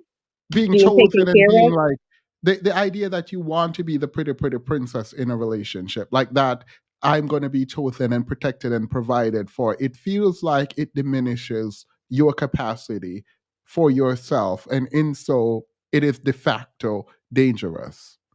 If you're not, okay, so if you're not centered within yourself to go, I feel like she was chasing, the allegory of the cave. Mm-hmm. So I feel like she was chasing the shadow of it. I don't feel like she had a clear picture of what it was she was Yeah, no, going no, for. no. But I think that's what I'm saying. You're limiting it to this, and I'm trying to broaden it more generally, and Well, apply it to well, everyone in the Western world. The idea that women should be the pretty, pretty princess and seek a man to provide and protect for them is itself the concept dangerous. The reason I'm not saying just yes, because it's like saying, is a kitchen knife dangerous? A kitchen, for me, in my opinion, a kitchen knife, it can be dangerous depending on how you use it. So, for instance, let's say you. Wait. Is there any scenario where that is good, where you like the idea that you need a man to provide and protect you The idea that in you the need Western a man world? to provide and protect you, saying it like that, yes, that is dangerous. The idea that Oh you yeah, that's need a man. But I was saying, like, for instance, you said before, if you were in a relationship, you are romantic that way. You're just, you know what I mean? So the idea that having that or thinking you can have that, you're just lying to yourself. I don't believe that. Like, some people have that and it can be healthy and it's fine. But making an idol out of that, yes, that is dangerous. all right. That's what I meant. Sorry, you can clarify though now. I did. I just did. I Like, yes, thank you. clarify your stance as opposed to yeah. UG, go ahead. I agree. I think that level of single mom, like she hit the nail on the head. I think it really is about the fact that, like, in not everybody has to be spiritual, but everybody knows the old adage of, money is the root of all evil, and we know that's it's a broad The platitude. love That's of money. right. It's the love of money. Exactly. Not that money in itself is wrong. The idea that you want to be in a relationship, like, there's a reason why the romantics writers are predominantly men. Like, they have all these fantasies about, like, them being the one that comes into someone's life and causes these kind of shifts where they can be admired for their role of XYZ. And the same anybody who has the aspiration to achieve any form of fame or public prominence or whatever, like, these are aspirations that they're not necessarily wrong to have, but if you go into them with twisted motives or an unclear vision of yourself, then you're kind of setting yourself up for the bait and switch of someone giving you what you want, but then when the other shoe drops, now here comes all of the other ulterior motives that came with you agreeing to something that you didn't really know the ins and outs of. And no place is that more dangerous than within the confines of a situation where you're bringing someone into your life, and now, because by way of proximity, this person, if they're not right in the head, you think that you're signing up for something that's wonderful at the institution. So there's nothing wrong with partnership, but the wrong partnership is lethal. All right. I don't know because both you, UG, and Level Up Single Mom, both of you reframed my question. After I framed it, Level Up Single Mom agrees with me. But it's not the searching for or wanting of a relationship. I hope no one actually think that's bad. It is a very specific idea about your role as a woman and a man's role, and how the idea that you need someone to provide and protect for you in contemporary America, in the most general sense, is limiting to women and thus detrimental. Not I want a relationship, but the conception of manhood and womanhood in relationship. Yeah, I think in that way, I think it is dated, it is archaic to say, oh yeah, I want to get into a relationship for the sole purposes of being able to play a role. It's not a very conscious way of connecting with any and interacting in any way socially. I want to come into this situation. I want to come into whatever arena with all of these preconceived notions of what I get to be, as opposed to, let me be mindful of how I'm showing up. Let me be very, very attached and connected to and embodying my values, my principles, my morals, because this is the bedrock in which the seed of a relationship has to grow from. Yeah. So it's not the situation is bad, but if the foundation from which it grows from is already flawed and it's superficial, you're building a castle on sand. It's gonna collapse. Yeah. DC, jump in, and then we'll go. I have a question that I do actually about love, but go ahead, DC.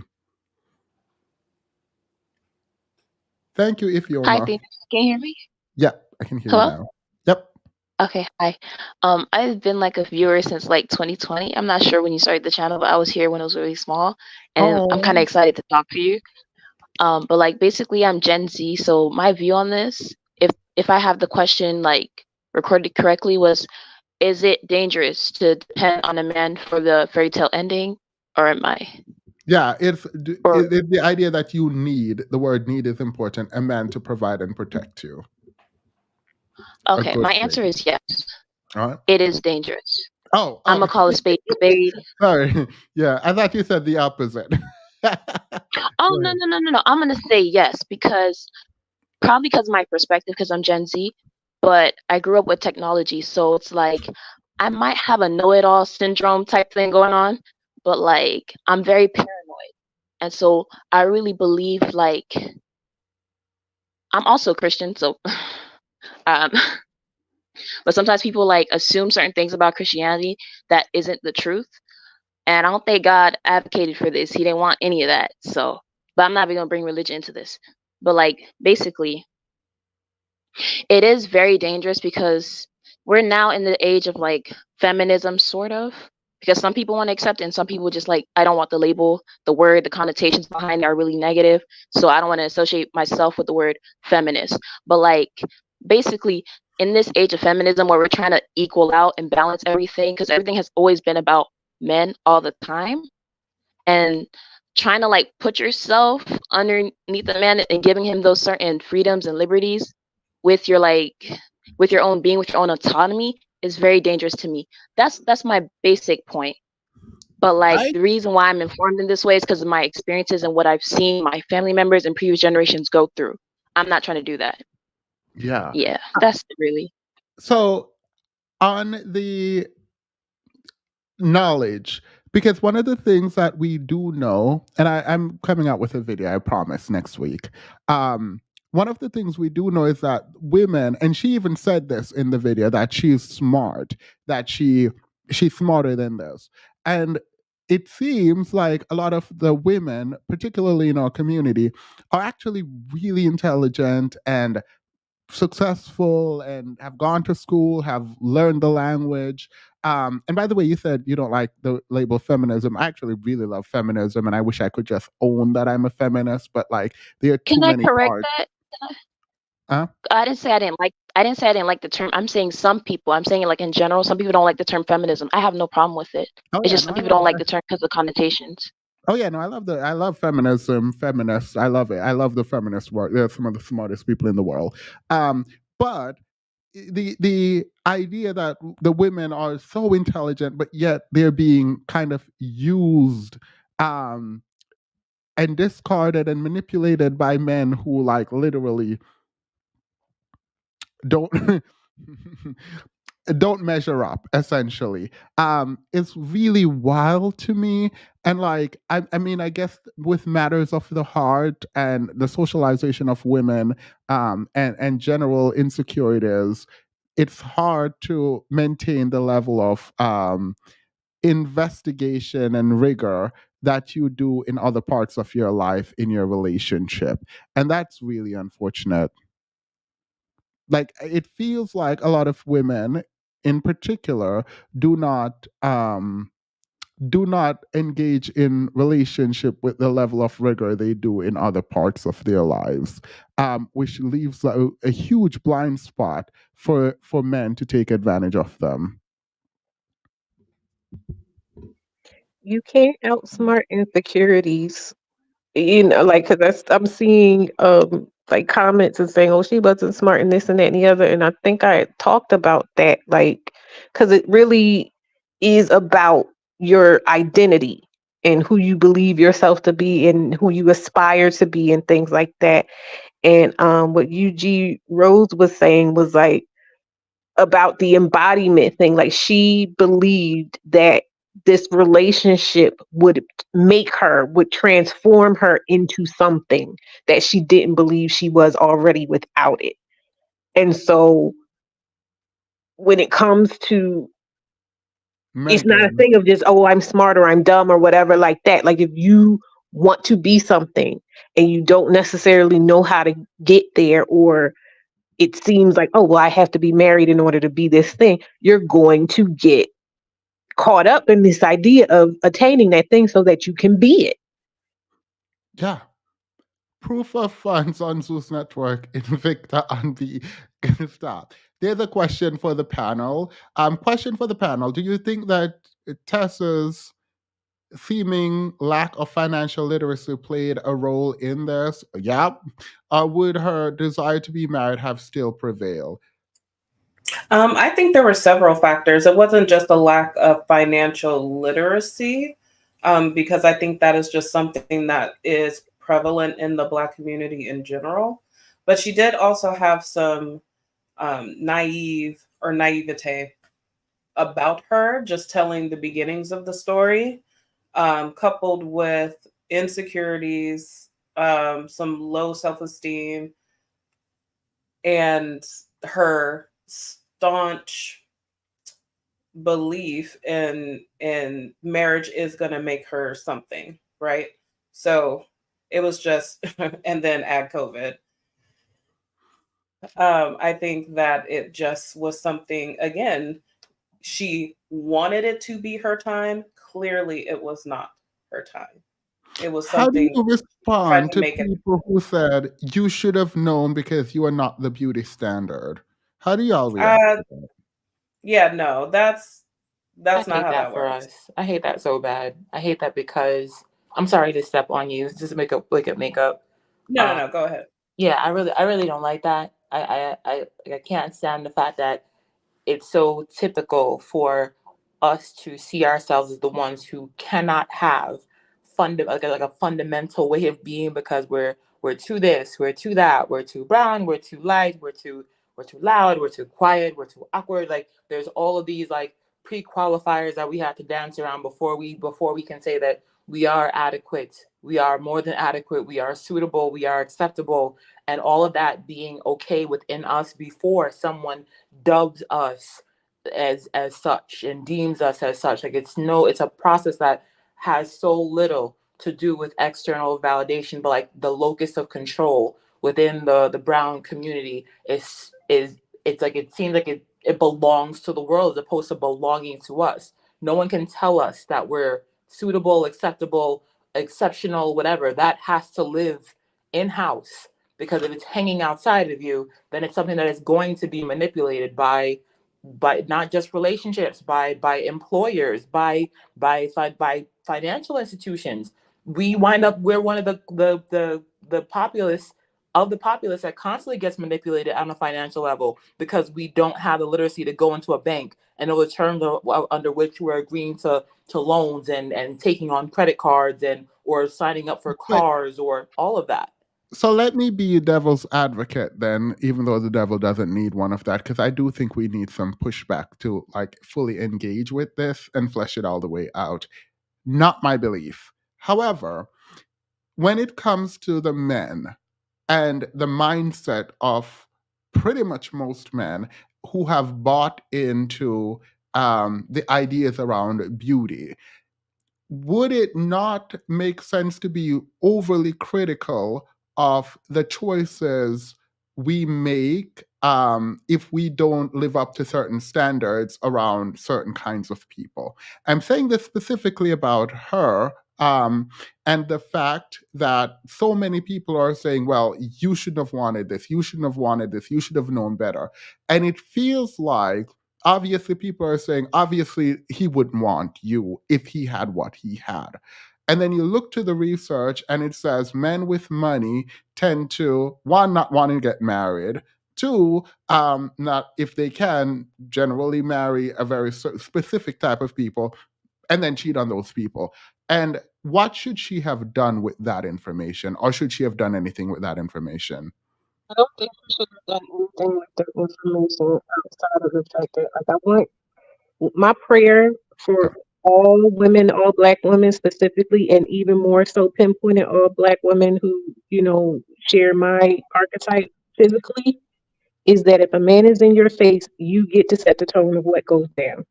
It doesn't matter what you look like. If a man is sniffing around you, he must like something that he sees. And you get to decide what you want.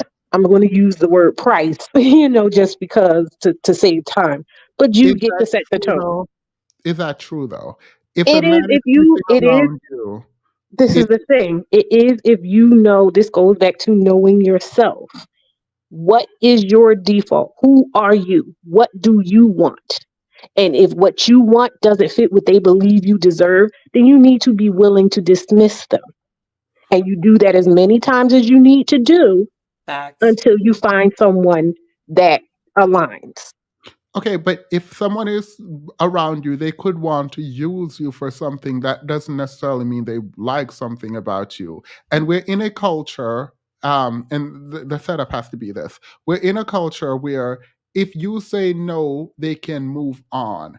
And so there is, I think, to another victim, there is a kind of negative incentive in this way for you to sort of strain yourself in order to like accept the bare minimum in some people. Like it's very difficult. Like I agree with standards and expectation and boundaries, but it seems very difficult to maintain those when there is desperation, obviously.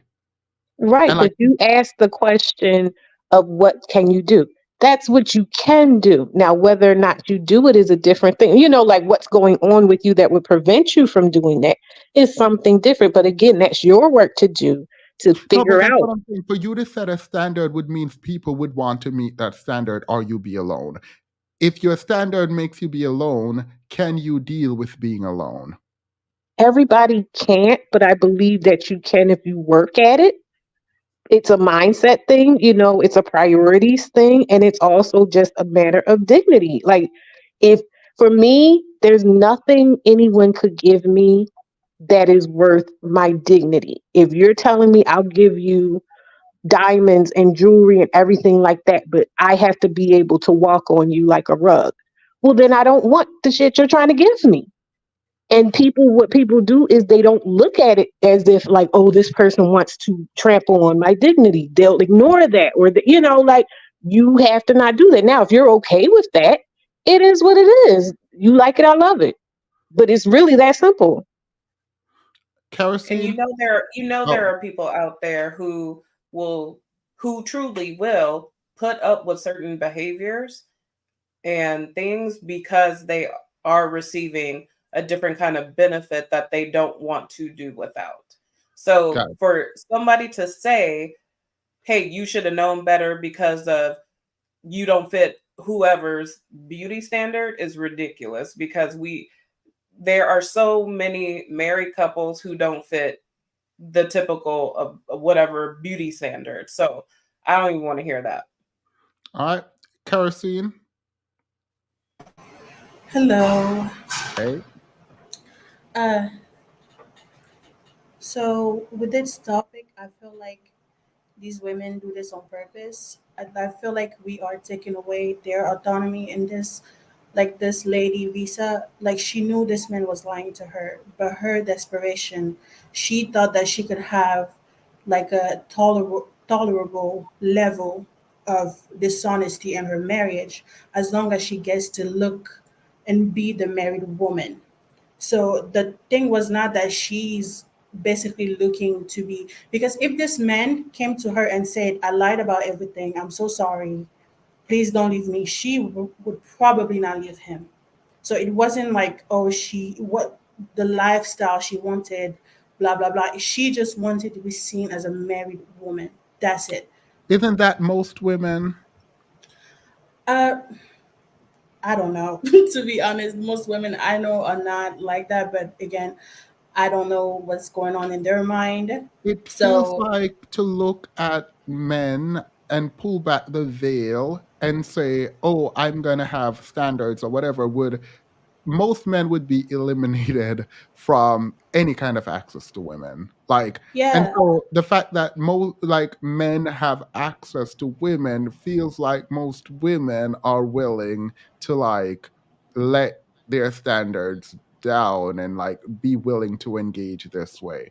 So like I wouldn't, it feels like if this is what the general public is doing, even though it's not right, then are we being too harsh on her for doing what society tells her to do and what society does?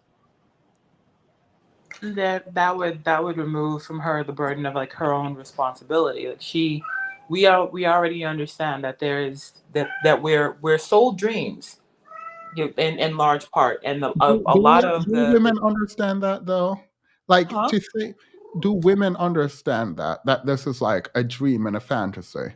I think on some levels they do. I don't Yeah. think they're stupid. I don't think women are this dumb to believe that, because we see what's going on. We know what has been going on for a long time. We just hope that it isn't us, but we know that it probably will be. And so I think they just weigh the pros and cons here. For them is like, well, I don't want to be alone. I don't know how to be alone.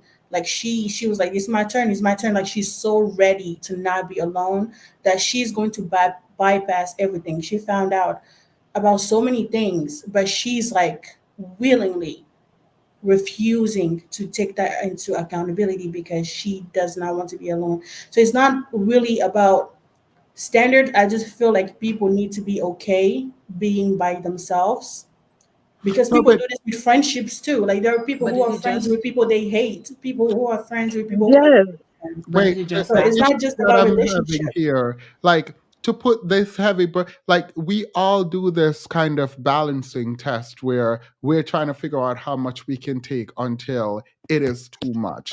And a lot of things in terms of men are kind of accepted as just part of manhood, like I don't know, cheating. And so like most women accepting that is not just saying, oh, they know and they don't care, but like I think there's a programming to kind of accept certain kind of behaviors. And so that she wants this is that obviously we believe it's not a good thing, but it's an expected thing. And so like blaming her for a natural result of society feels odd. I don't Yes. blame her. I don't blame her in terms of those things. I'm not blaming her at all, right? Because I believe blame and accountability are two different things. Blame is a weapon, accountability is a tool. Accountability is for yourself, Cool. blame is something that people use against you, or you can use against yourself. So, with that framework, what I would want for her would be to ask certain questions of herself, because one of the things she said towards the end was like, oh, being single sucks. Why does being single suck for you? What is it that sucks about being, amongst yourself and free? And it's a perspective thing. So I know that she's already in a space of like still thinking that she is lacking something by not having a man in her life playing that role. But So that's those are the most types of things that, if I were isn't close to her, I would kind of nudge her to be working on.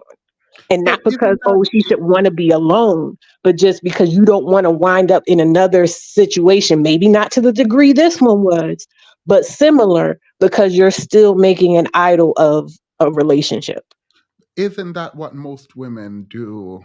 Like it I feels like mean, men do this too. Like there are Right. so many men and unhealthy, abusive relationships because they don't want to be alone. So it's not like a woman thing. I think it's just a human when you thing. We think are women very are out here social. abusing men, you I think mean, not physically, but yeah, there are very miserable men and relationships who have this tolerable okay, wait, level of unhappiness let's where set they're the groundwork unhappy then. where they Let's set the are. groundwork. I believe women are being used up in relationships and men are doing the using. I think there are circumstances where the man is the one at a very distinct disadvantage, but I don't think those are kind one society doesn't promote that. It's not that kind of indoctrination, and women are indoctrinated to serve. So the natural result of that is that the woman tends to take on a lot of the burden and thus a lot of the pain, and therefore specifically disadvantage. So like I wouldn't equate the Yeah, but the two. question is, why is that? Why do you Mhm. think they Oh do yeah, that? that's society programming. By the way, this is not to say men aren't codependent, and there is a natural inclination, I think, in men to want to use women. But I think that is very different than, and I don't, I say men as a general rule, and that's the thought and society, as opposed to natural inclination, rather. women are being taught that they need to serve, which means that they show up very differently in a relationship, and one party gets used. The women. By the one party, I mean the woman. Yeah, I get that. Yeah. But Yeah. can't that also be looked at as the fact that women are, I'm trying to make sure that I word this properly to express themselves clearly. Like, isn't it like kind of like the fact that women are expected to show up having good faith in people. We're socialized to say, for us to be speculative and questioning and suspicious is something that is undesirable. And it's not, and I don't know if it's just women, but I feel like when we advocate for ourselves, and I think that that's part of it is linked to us not really being looked at as human beings. Like in of ourselves, we are a human being should have the ability to exert a boundary. The boundary should be your no. Your no should be respected.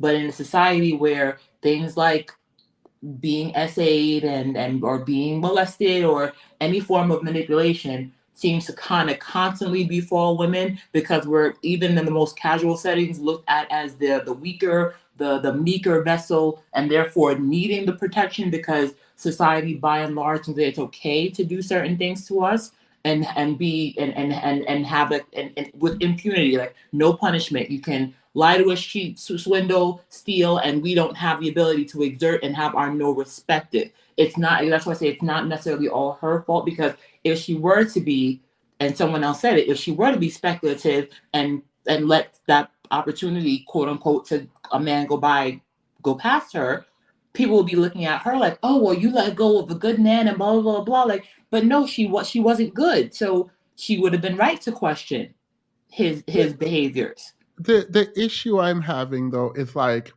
I think you should obviously protect yourself, but I think the framework that via Level Up Single Mom just gave about blame versus accountability, actually really appreciate it. But the idea that she would be blamed for his actions and him taking advantage of her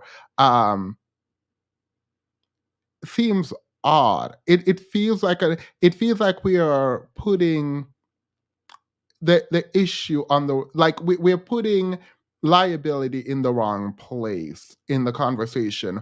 But I'm not opposed to having the conversation about obviously standard expectation and boundary, but that would have to mean that we accept that these men are this way. And so we don't have to talk about the men's behavior. We just need to talk about the women and how they can protect themselves. Yeah, you want me to read the super chat? And that's a problem. What do you think, Wake Up? Do you want me to read the super chat? Oh yeah, please, if you want. Okay. Anthony Reeves Jr., thank you for the super chat. Being single can be agonizing.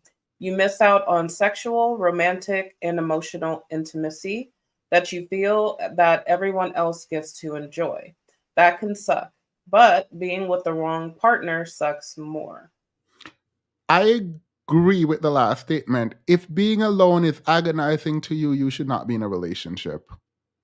I'm not giving advice. Right. Don't take my advice, but that's what I fundamentally believe if you can't be by yourself, you should be in a relationship. That sounds like a recipe for disaster. There's a lot of things going on. I feel like there's a lot of moving parts, and it feels to me like the way you themists are like approaching it is like it's just one thing. And I say all the time, like, it's so hard being a woman, a Black woman, and also of a certain size, and also having children. There's so many different things that it can feel like you are in the midst of. Wait. No, I agree with you. Wait, what do you mean? It sounds like I think it's like a confluence of things. But but I'm saying, like, you're talking about approaching. You're saying like, oh, well, why are they approaching it this way? They have they're not just looking at that one aspect of it. There's a lot of things going in your mind that you're combating against, and most of them you're not even conscious of. So you hook onto one thing, i.e., oh, this man is offering me marriage. And in your mind, you're thinking, oh, this marriage thing is going to take care of a lot of those problems that, like, again, you're not even fully conscious of. And so it's not just a matter of, oh, I just don't want to be alone. Like, no, you don't want to. But again, it's the question of why don't you want to be alone? And then if you take the time, if you're willing to be alone and then start asking yourself those questions, you'll find out, oh, well, I was actually programmed by the church and by my mother and by my weight. And I think I won't get a man. And so a bird in the hand is better than two in the bush. And it's all these different things going on that that cause you to make these concessions instead of decisions, Wait, intentional decisions. sorry, but I'm trying to, because I don't disagree with anything you just said. So, like, I'm trying to figure out, like, what about my approach or my questioning? Because, by the way, I'm just providing pushback as a general matter. But what about, like, the pushback seems off to you? No, I don't want you to think that I'm saying like, oh, you're wrong for asking the question that way. I'm saying that it can't really be answered simply like that. Because in order for it to truly be answered, one would have to, I feel like sit down at like a large table and take all the, like, I'm a visual person, so take all the different aspects. If you were able to physically look at all the different aspects, I don't think you would have the questions you have anymore. No, but I mean, I think part of it, and maybe this is the narrow-mindedness. If we're talking about accountability on her part, I think a large part of it is lack of self-worth and needing fulfillment from someone else. And I think a lot needing fulfillment from someone else is indicative of a lack of self-worth on your own. Right. And I'm talking about, okay, and what does lack of self worth actually look like? What are the components of a lack of self worth and how deep they run and how intrinsic they are to your personality and how you show up in the world and what you think you can have and what you think is worth something, and what is of value to you. And Yeah, but so sorry, with go ahead. it being that deeply ingrained into your personality, like I said, beyond where you can even consciously perceive, it is not simple as us to say, oh, well, just don't do that. Or just, make Oh a yeah, no, different choice. I mean, I'm not saying just don't do that. That would be bizarre. I was providing pushback against the idea that she should just do that or whatever, and even the idea that we should blame her. In fact, my position is that that this is the result of programming, and it's expected for her to behave this way to some level, because this is what society tells them, and by them I mean women, right? And this is what society tells her, specifically because of how she looks. People say, I've heard content creators, well, I didn't hear, I see people write that she should have known better because she looked a certain way. And so it feels like people are saying, how dare you expect that? And then separately, I was trying to figure out what the position is generally on this panel. And then from that, I wanted to understand self-worth, because if you are saying you should have expected it because of how you look, then you cannot also say she should have a high self-esteem, because you're part of beating that self-esteem Thank down. you. Thank you so much for saying that, because I was coming to say that, like, it is, and that is one of the internal conflicts that creates an internal conflict as well, because especially what I see happening with her now in the way she's talking about how she is thinking moving forward. Now she's in a space where she's just like, well, I don't know who I was beforehand. And it's like you kind of wind up throwing the baby out with the bathwater when something like this happens to you, because I'm of the mindset that it doesn't matter what you look like. You should have you should be anchored in your idea of your beauty and your worth. So it doesn't matter. Like I can hold space for the idea that people outside of me may not perceive me as beautiful, and also hold space for the idea that I am as beautiful as a woman can be. And those two things can be true and neither negate the other, right? Yeah. For But people to doesn't say that run into conflict in terms of dating that though? it does, but like I said, with all those other things, so I'll use myself as an example. I have, since I've done the work and kind of woken up to certain things, I have experienced being approached by men and then coming to a point where I'm realizing that they are treating me in a way that they may believe is acceptable based on how they perceive my appearance. You get what I'm saying? And so then I'm like, okay, I'm not going to date this person. And then eventually, once I had that happen a few times, I was just like, well, you know what? I don't see the point in dating anyone. If this is how men are going to approach me by and large, I just rather not deal with that. And I'm not holding on to that image of what a relationship could be with a man to the point where I will ignore that is happening. But there's a lot of other people who maybe didn't do the work that I did on all that other stuff I'm talking about. And I still got more work to do. You know what I mean? But they don't have a level of clarity to be able to perceive that in that way and make that decision based off of that information. Tayosi, yes, you can jump in. Hi, can you hear me? Yeah. Okay, perfect. Thank you, everyone. I kind of agree with what everyone is saying, but I just had an idea just right now as I was listening to everybody that marriage is a social currency for women. And I feel like that is not mentioned. I mean, since we were little girls, we've been beaten down that you should be married. There's going to be a Prince Charming that's going to come and save you to protect you from the outside world.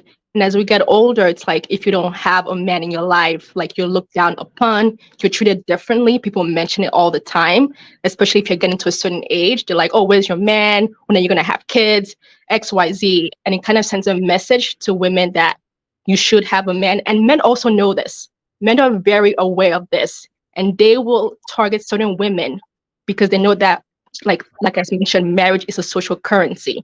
So they will dangle marriage in front of you to allow them to be in your life, to be like, oh, I'm going to treat you anyhow because I know that you want to be married, and because that's the ultimate goal for some women. And some women, yeah, go ahead. I agree that there is social currency in marriage. It legitimizes people. It actually also legitimizes men. You don't see people become president generally without their family. The issue with this is it's only a social currency because people continue, in my opinion, to lie about these raggedy marriages. Yeah, I think that the system, the patriarchy is just way too male centered, because even with the idea of manhood that women want, the provider, somebody to protect them, that is still men's idea of manhood. That's not women's idea of manhood.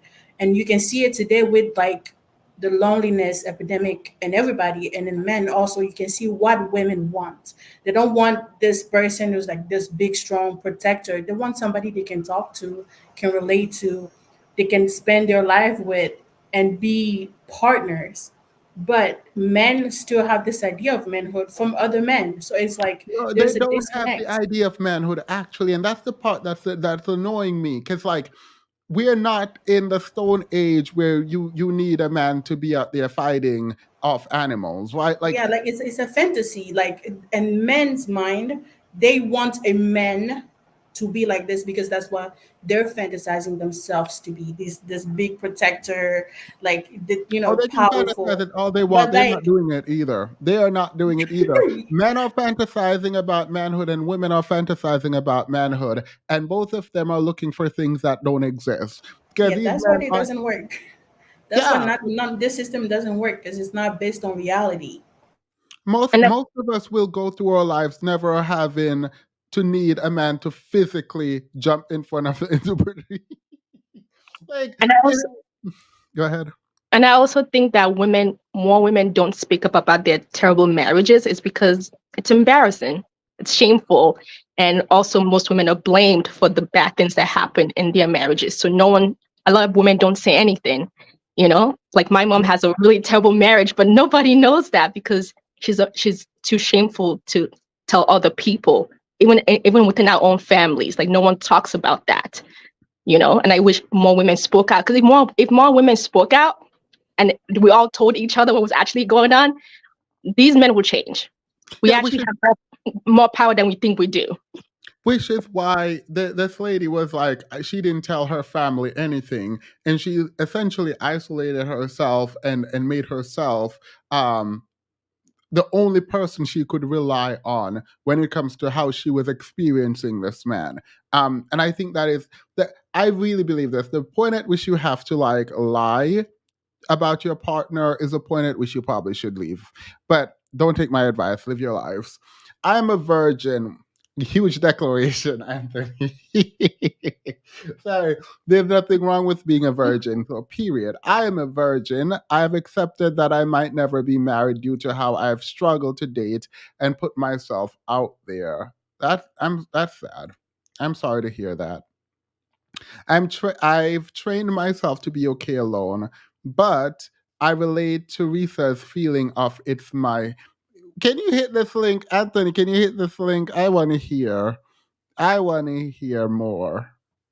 Anyway, May I ask a question? yes. I would wonder everybody's feedback. Like, is it? I know that we put a lot of things on, like on the way that we're socialized, but isn't this kind of like I've noticed with Risa's her summary of everything that she put a lot of emphasis on like the material aspect of all the aspirations that were built up within the relationship, and isn't it kind of more so that this bad relationships become a byproduct of a highly capitalistic society where the emphasis is on the getting of things, the performance or the appearance of things. I think we had a discussion before where I've mentioned optics, where as long as the optics line up, you don't really question it until you get underneath, the hood of things. As she talked about a car, coincidentally, but she talked about the wanting a particular car. You're not worried about the endurance of the thing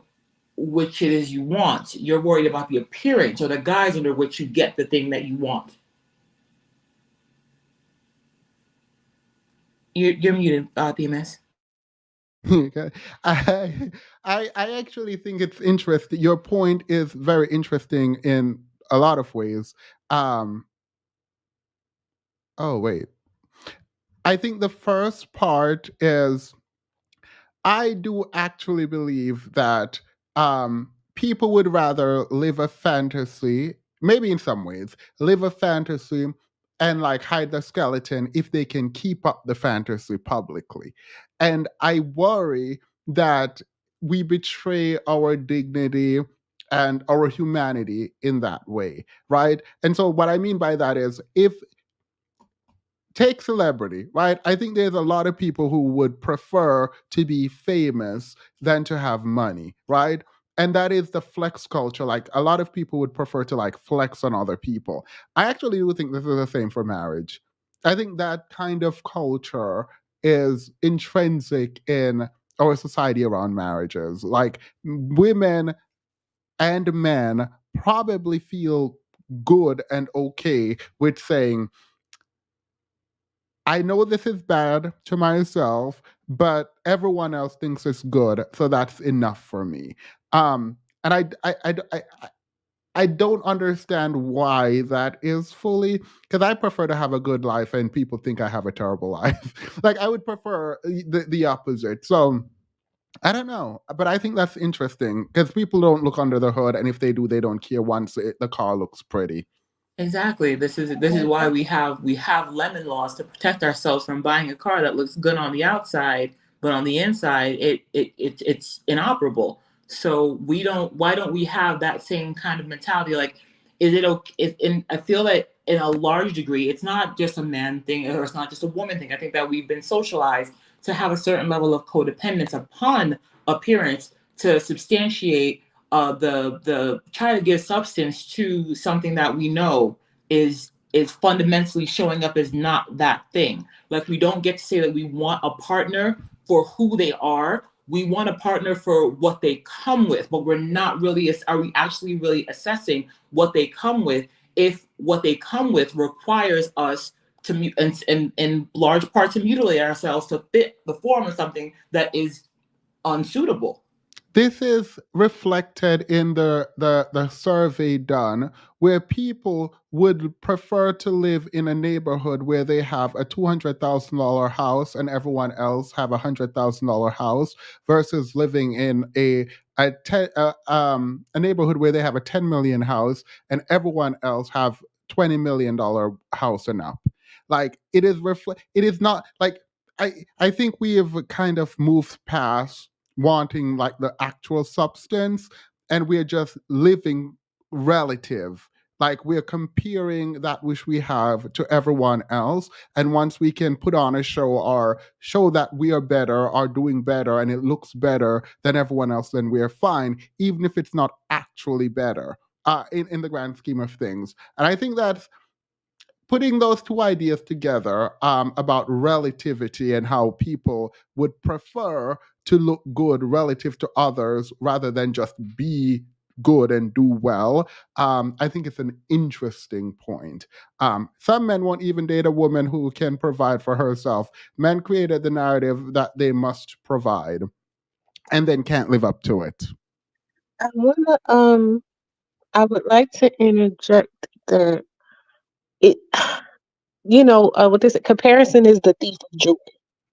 And in all of these cases with both the men and the women, like you were talking about, um, it is a thing of like always constantly trying to figure out where you are in comparison to other people.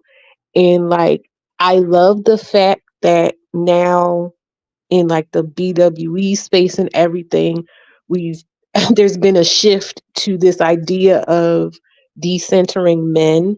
But I feel like the time has kind of come now, like we've been waiting in that pool a kind of a while and it's getting a bit stagnant. So now it's time to like move up to the next level of centering ourselves.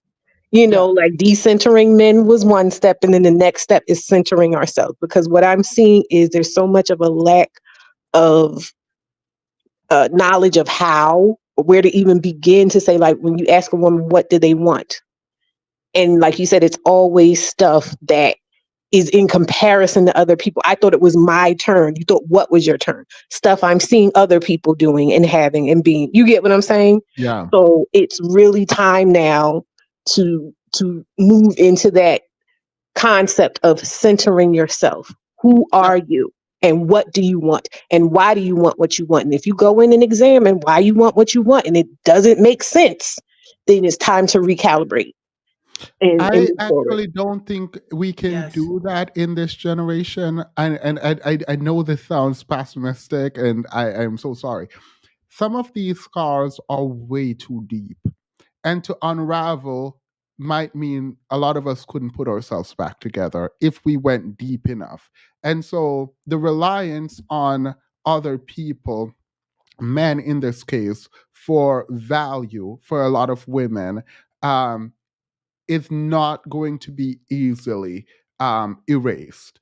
And that's an unfortunate reality because you're right. I don't know if you're right, but I believe you to be right in that you need to center yourself. You need to find this kind of love for yourself, and you need to be able to stand on your own, which is what I would love. And then you can find another person to share your life with and them share their life with you, highest values met, and your great relationship. And then when it's bad, you can easily walk away even though it's emotional pain. The problem with this is you have to first, like you just said, Vitamin, figure out who you are and find a way to love who you are. I think for a lot of people, because of childhood trauma, because of the society, to really look at yourself, you will need a ton of support to like put that self back together in a way that you're proud of and can stand up, because everyone is telling you that you are not enough. Everything is telling you you're not enough. The industry, the beauty industry, is predicated on women believing that they're not enough. And you Yes. don't get that kind of psychological programming, spending billions to get you to buy into something without really them really knowing how to get at your self-esteem and destroy that. Like You don't just wake up from I that. The I thing is, think the remedy for this generation would be to aspire to be the rich auntie. You know, the the auntie who isn't married, she doesn't care about men. She comes in with her Benz, give her, you know, nephews and nieces money, whatever. Um, I feel like it's kind of, I mean, it depends on which generation you're talking about Wait, because did I you say feel you like were Gen Gen Z? yeah, You I said you feel were like okay. Gen Zs can, as a Gen Z myself, I feel Mhm. like it will be easier for us to detach from the, you know, the ideas of marriage just because we see it online so much and it's horrible. It's not So actually appealing to us. so the generation, I don't have a lot of faith in the younger generation. Gen Z and Gen Alpha, I'm scared for them. But you are right in that the one thing that I do look at Gen Z, women in Gen Z, they are very much, they're way ahead, I think, of other women in terms of their independence and like seeking first their own sort of experiences regardless of what that is. I am not proud of a lot from the younger generation because they're failing out of school at this point.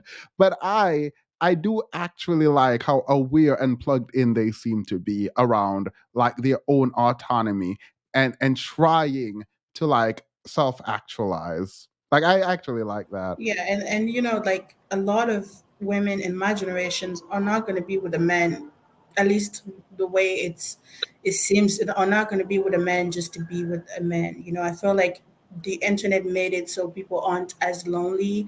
We have friends over the internet. We have a better social life, I think.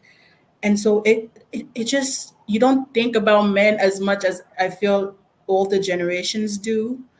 Yeah. And so it's Oh, wait, like, wait. well, Someone is speaking about Gen Z men. I was talking about Gen Z women. And to be fair, I'm not friends with Gen Zers in my real life, so I don't actually have personal anecdote. I'm looking at the TikToks and the YouTube, and they might be presenting a false sense of security, but it looks like they're less focused on getting a man and more focused on getting a bag. I'm not saying that's better, but like it is better.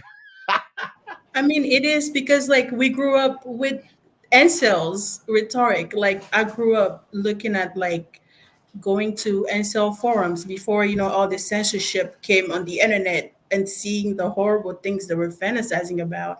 And you're like, oh no, I want to stay away from that. And you see that now with the passport bros, the manosphere, all these people, they make it seem so unappealing to be with the man. It's actually crazy. I feel like they are successfully making younger women smarter by accident. Like they're just accidentally doing it. Oh yeah, I mean, in truth, like women who have already grown up and have their values defined for them, fine. If you're a young woman and you're watching YouTube and TikTok and you're looking at men, particularly these incels, and you have any inclination that this is any kind of how men are, and you still think, oh my God, I want them and I want them to protect me. There's no hope. I promise you, there's no hope in this one. If you're looking, if you fundamentally watch and listen to and analyze the manosphere in any meaningful way, red pill community, black pill, whatever pill you want, if you're watching them and you still grow up, obviously watching them and think, oh, these men are going to protect me. I don't know what to tell you. They are their worst enemies in terms of publicity, and that's good. That is great. Let's But be super but chat. isn't Yes, Oh, that like a byproduct of, like I said, a culture that's telling everyone that, and not saying that being centered within yourself and being self-centered to me are two different things. And I mm, think that there's the idea that, okay, well, as long as I'm getting everything that I want, then that will somehow constitute a life that I'll enjoy. And we know that that's not the case, because no matter the level of prominence or poverty, like, there are still men that are taking their own lives at astronomical rates now because of their general dissatisfaction with life. And isn't that, as I said, it's kind of like indicative of the fact that we're so we're so ill at ease with ourselves because the focus is the getting as opposed to learning how to kind of be like servant of life, knowing like how to off knowing yourself well enough to offer your, like Themis, you're doing it right now. You offer a space for us to discuss things and examine things and have conversation around some of the things that we are not pleased about how life is developing, how the world is developing, with a neutral space where we don't have to all think alike. We don't have to have all the same ideas. We don't have to have all the same capacity of expressing ourselves. But we do come with our own little things that sometimes might make conversation and understanding one another difficult. But it's still a space that you offer, that you moderate, that you use your skills to cater to helping us better understand ourselves.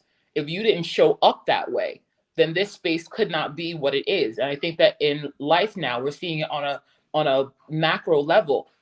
Groups of people that don't know how to show up and offer the best of themselves, but are seeking to get the best, to reap the best out of a situation or a circumstance or an individual. And you have to come a certain way in order to have any kind of expectation that you're going to have an equivalence of exchange. Yeah, no, I mean, I'm with you on. I agree with the caller. Getting into a relationship that quickly causes you not to have to make, cause you now to have to make it work. Yeah. Um, I do think it's funny because I actually think there should be spaces too for men to talk, but for them to be challenged in what they're saying. Because like I find it like even now, as I'm talking to you, thank you by the way, regarding the space here. I appreciate that. Um, but even in talking, it feels like it's a lot less necessary to challenge women's ideas because it feels like you all already like are able to go at least 4 levels deeper, right? Without feeling attacked if you're being challenged. And so like my thing is the worry that women are outpacing men in terms of intellectual capacity, I think is a real worry.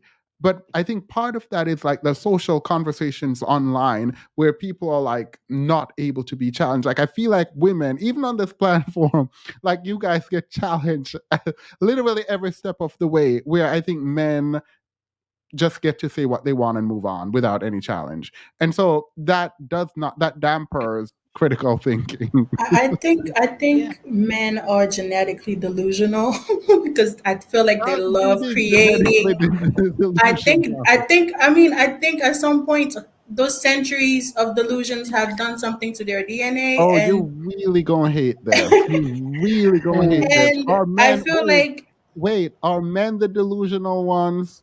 Because I mean they're getting what they want out of these relationships to some extent. the older generations, yeah, maybe, but in the younger generation, I see men crying, spiraling all the time. Yeah. They're not doing okay, and the reason why is because they're still having this delusional sense of superiority over women. Like they still feel entitled. They do not want to change their mindset. And the women are like, oh well, Yes. if you're not gonna change, it's whatever. I'm gonna do me, you do you. And they realize that, oh shit, I'm going to be alone. And, I see a lot of young men,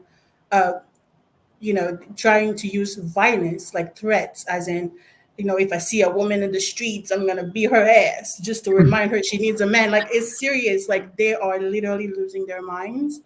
And at some point, for me, it's like, well, I have my license to carry, bring it on. But I feel like at some point they're gonna have to get out of it, and it's gonna be very difficult for them to actually do it because now they have older generation of men still pushing those delusions to them. I Yeah. agree. Can I? Oh, Yeah. hi. Mhm. Hey. Hi. I wanted to add my 2 cents. And hi, everyone on the panel. I Hello. think all of you have such great valid points, and I realized like what she just said. This young lady said, the delusion. Yes, men have their delusions. I think they're more delusional than women. I think women, we have our delusions, and obviously, clearly, just by discussing the woman in the video, her 55,000 part video. Wait, Uh, before you continue though, sorry I'm cutting you off. that's okay. I actually find it odd to think that men are more delusional than women. Really?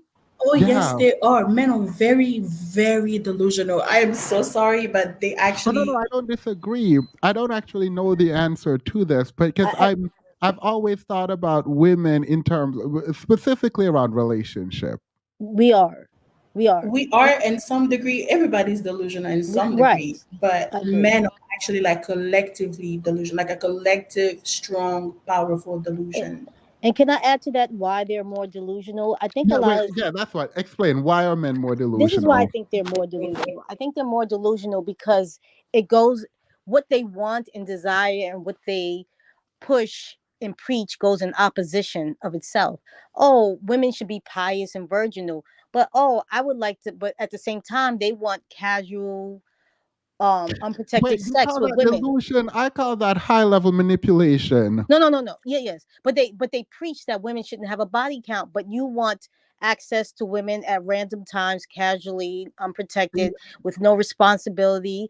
If a child is produced, that she should automatically run to the clinic and terminated or don't have it or he has no responsibility. So there's little things like that. There's their delusion is No, it's not delusional, because It's women are more trying. No, wait, delusional. women are trying to meet these. Like, you're women are right. bending. Absolutely. That's why we're Wait, 1 second. delusional. Women are bending themselves into pretzels to Yes. meet these expectations that Yes. are incoherent. It Yes. doesn't sound like delusion at this point. It sounds like manipulation, and it sounds like women thinking they can be what these men tell them to be are the delusional.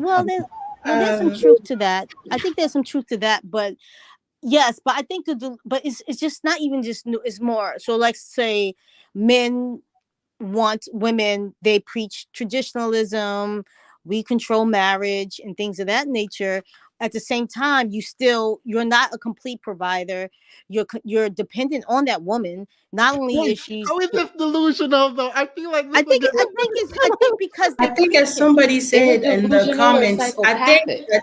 I think as somebody said in the comment, men are awarded for their delusions. Like Yes. your But it's They delusion. not have more delusional. audacity. A It's not delusion. It's lot of the audacity. time, women like I feel like men don't know that women actually like do all these things in order to like fulfill their own dreams. Like women bending themselves backwards for men. It's not Right. because they wanted the man to have whatever he wants. It's because they want to have what they want. We know the men think these things. It's not we don't think these things, but we are kind of using them in the same way, in a different way. But I don't think. I know we're gonna get into some So definition because in I'm that not. so in that I Okay. case, then refuse. wouldn't that make women Wait, one delusional and second. men psychotic? Wait, 1 second, 1 second. I refuse to accept that framework. I believe that people are delusional generally, right? But the definition of delusion is characterized by our holding false beliefs, our judgments about external realities that are held despite incontrovertible evidence to the contrary, typically as a symptom of mental condition. Let's ignore the last part, right? It is about this is incontrovertible, right? Evidence to the contrary. This does not exist, but you hold that belief. I don't think men hold the belief that women are gonna not do this or not do that. I think they tell you to do it, tell you to not do it, and it's a form of control and manipulation. This is patriarchy. And But women believing that they gonna find a provider and protector in the relationship. Audacity.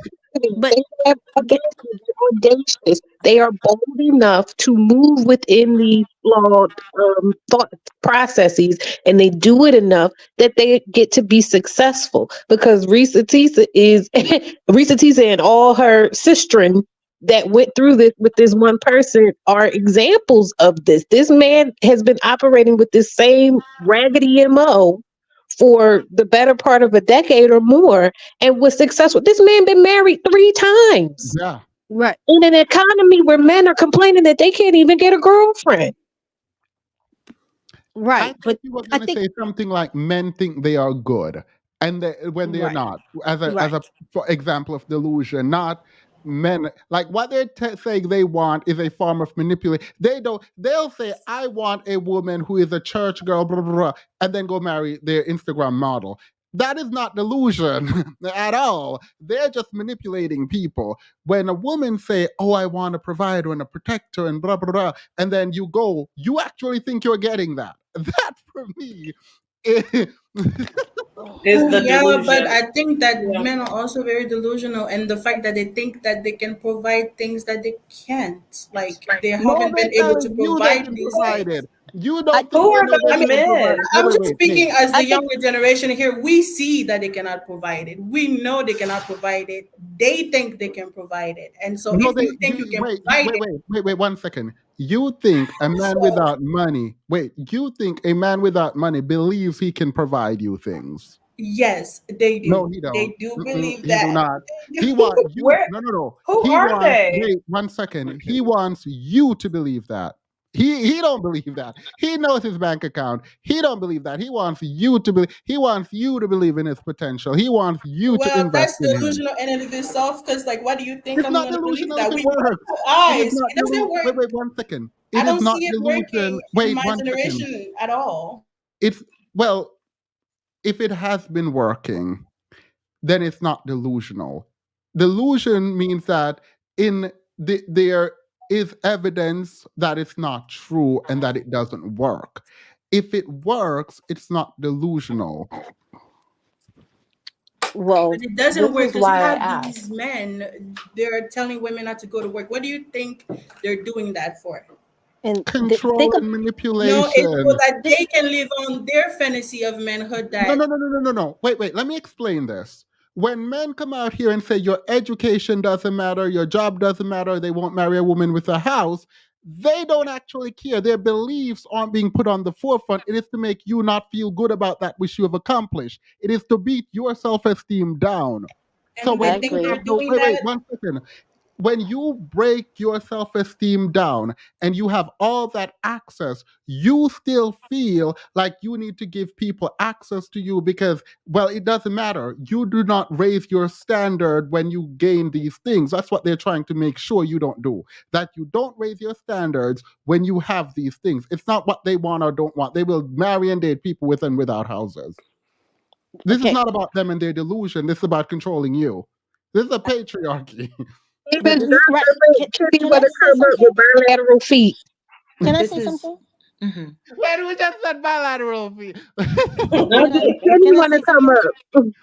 Can I say something like the delusion? All right, like let's move away from that. Like delusion in thinking you'll be a 55-year-old man with barely any money, but you want a 22-year-old woman and she's gonna love you for you. Yeah, they Delusion, let me finish. that. Delusion is having a wife, she birthed your children, and you assume she's gonna look like she did when you first met her, and that she's gonna snap back in 30 days. I mean, men have delusion, and then they'll use that delusion that we're never going to age, that they're not aging, that they're like Benjamin Button and aging backwards, and they can have access to any woman, and that 25 is hitting the wall is delusion. And I know they Like, say it. I get it. Wait, Let wait, me finish. wait, I wait, know they one do it second. to Wait, wait, manipulate. we have to I do know this they in part. manipulate. You're throwing a lot in there because, like, I believe there are delusions on both ends. Right, And I we do. will That's agree what I with, said. But wait, that's what one I second. initially Wait, said. 1 second. Telling you 25 is hitting the wall is not delusional. no, but them thinking they can get any woman they want, that's delusional. And Yes. crying about it, With that's delusional nothingness. because the 70-year-old man that's ready to settle, that I was just very feel, wait, delusional. wait, 1 second. I feel like y'all are fighting for your pride right now. And I don't think you No. should. No, Wait, here's I why. just feel like I'm not having the right words to explain it because obviously like I'm taking over what she's saying, but I'm not talking about in just a relationship with women when I'm talking about men's delusion. I mean within themselves, the value they give themselves, the superiority they give themselves in Agreed. society is delusional. Yes. Agreed. Yes. Yes. That's what Agreed. I was going to get to. But no, no, Like, no. But I agree with that. And if we're talking about delusion in like society about who is a leader and blah, blah, blah, then that's where I want y'all to take it. But I promise you, in the relationship context and all the contradictions you're hearing from men, it is not delusional. It is about control and controlling you and mhm. making you delusional. It is that is not. When men think, oh, I'm the leader because I am a man, I believe that's delusional. Yes. um yes. I Yes, And I I agree. think you're giving men slightly, Okay. just a little bit of a lot too much, uh, a little bit more credit than they deserve. I don't think men are thinking about it like, oh, let me go and manipulate her. I really do believe they actually do believe these things. I do think they believe these things. I do. I do think they That is believe. amazing. Have you watched these men's I podcasts? do think they actually do believe like a woman.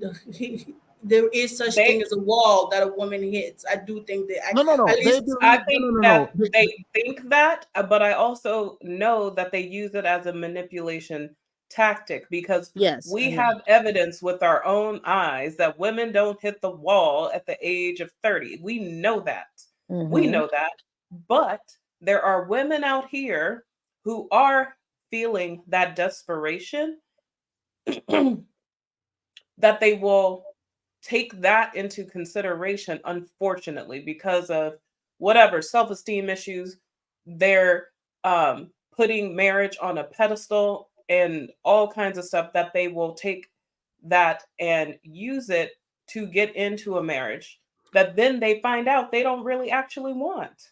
Mm-hmm. Wait, do you think for manipulation you have to know what you're doing individually?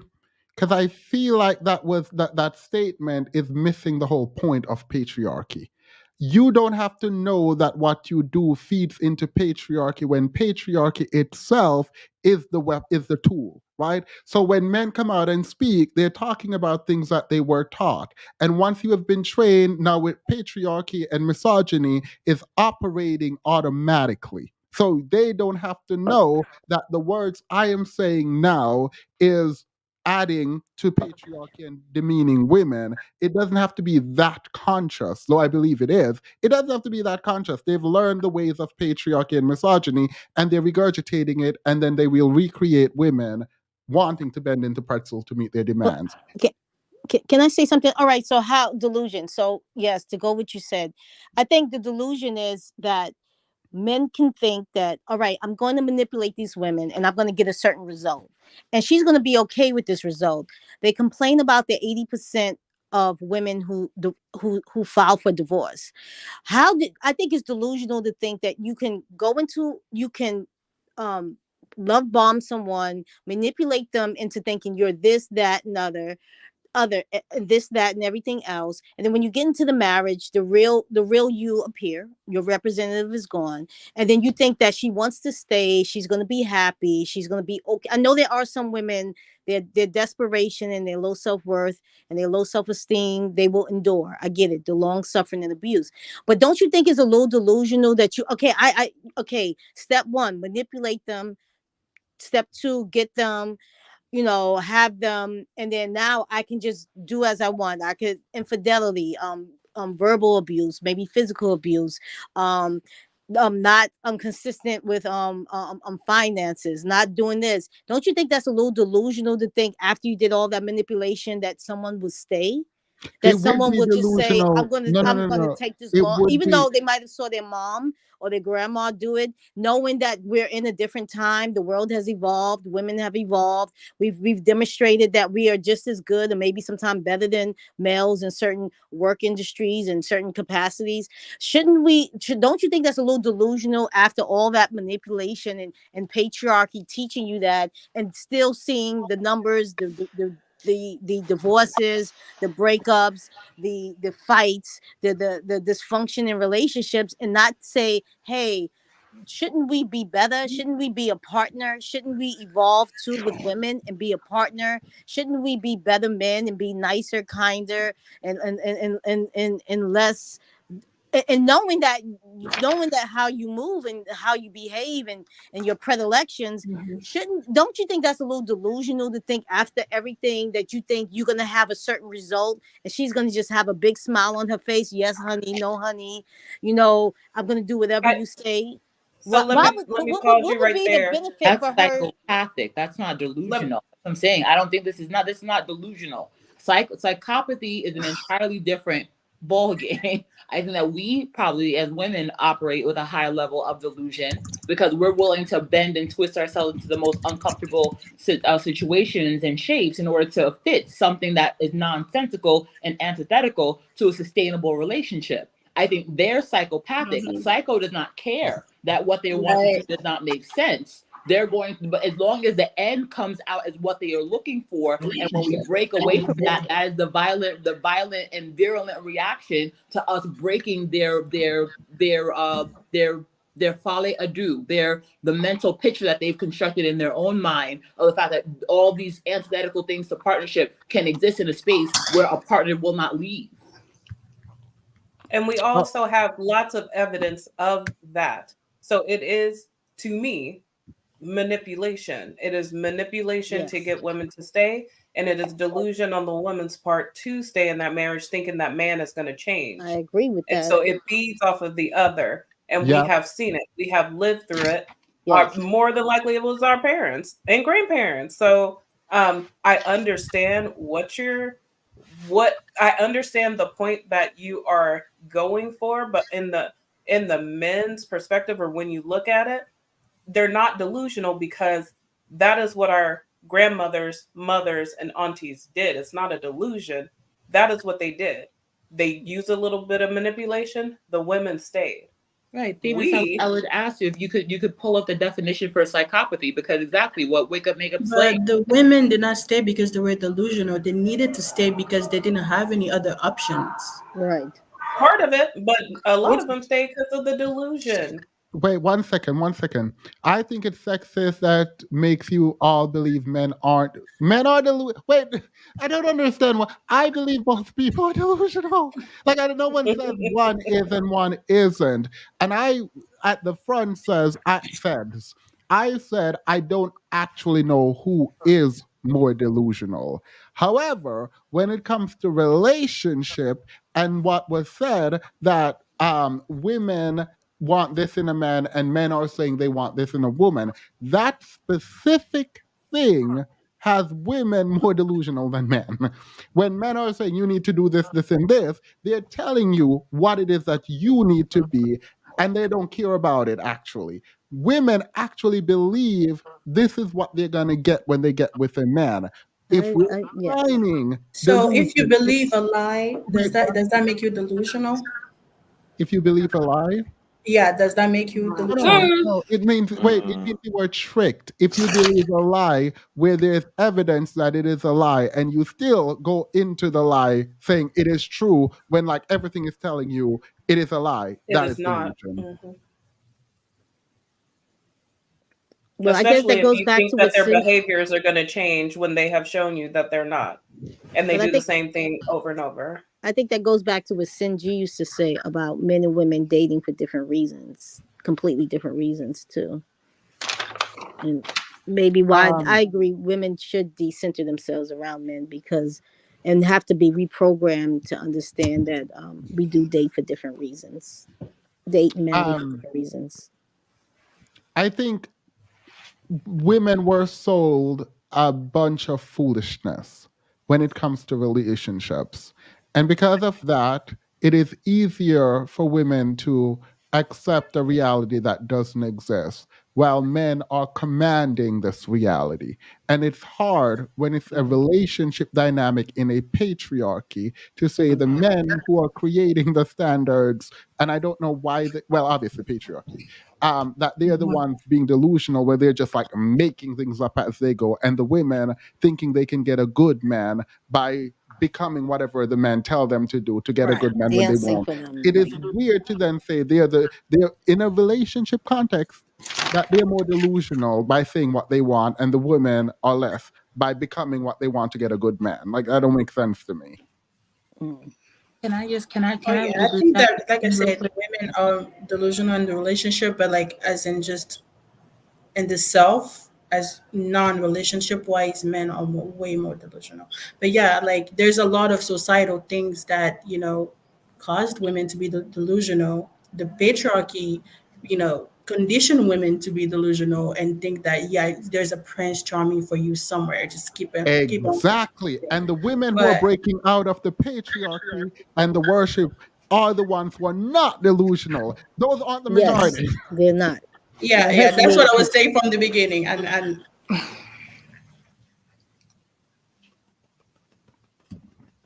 Someone was talking, but it went out. Before we go, I think Ultimate Enigma is here. And then I'm not saying that. Kenny.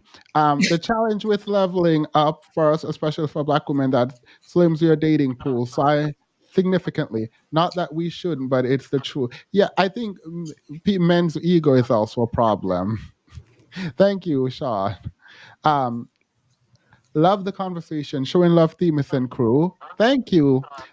Thank you for not dragging this woman and having a thoughtful conversation. Yeah.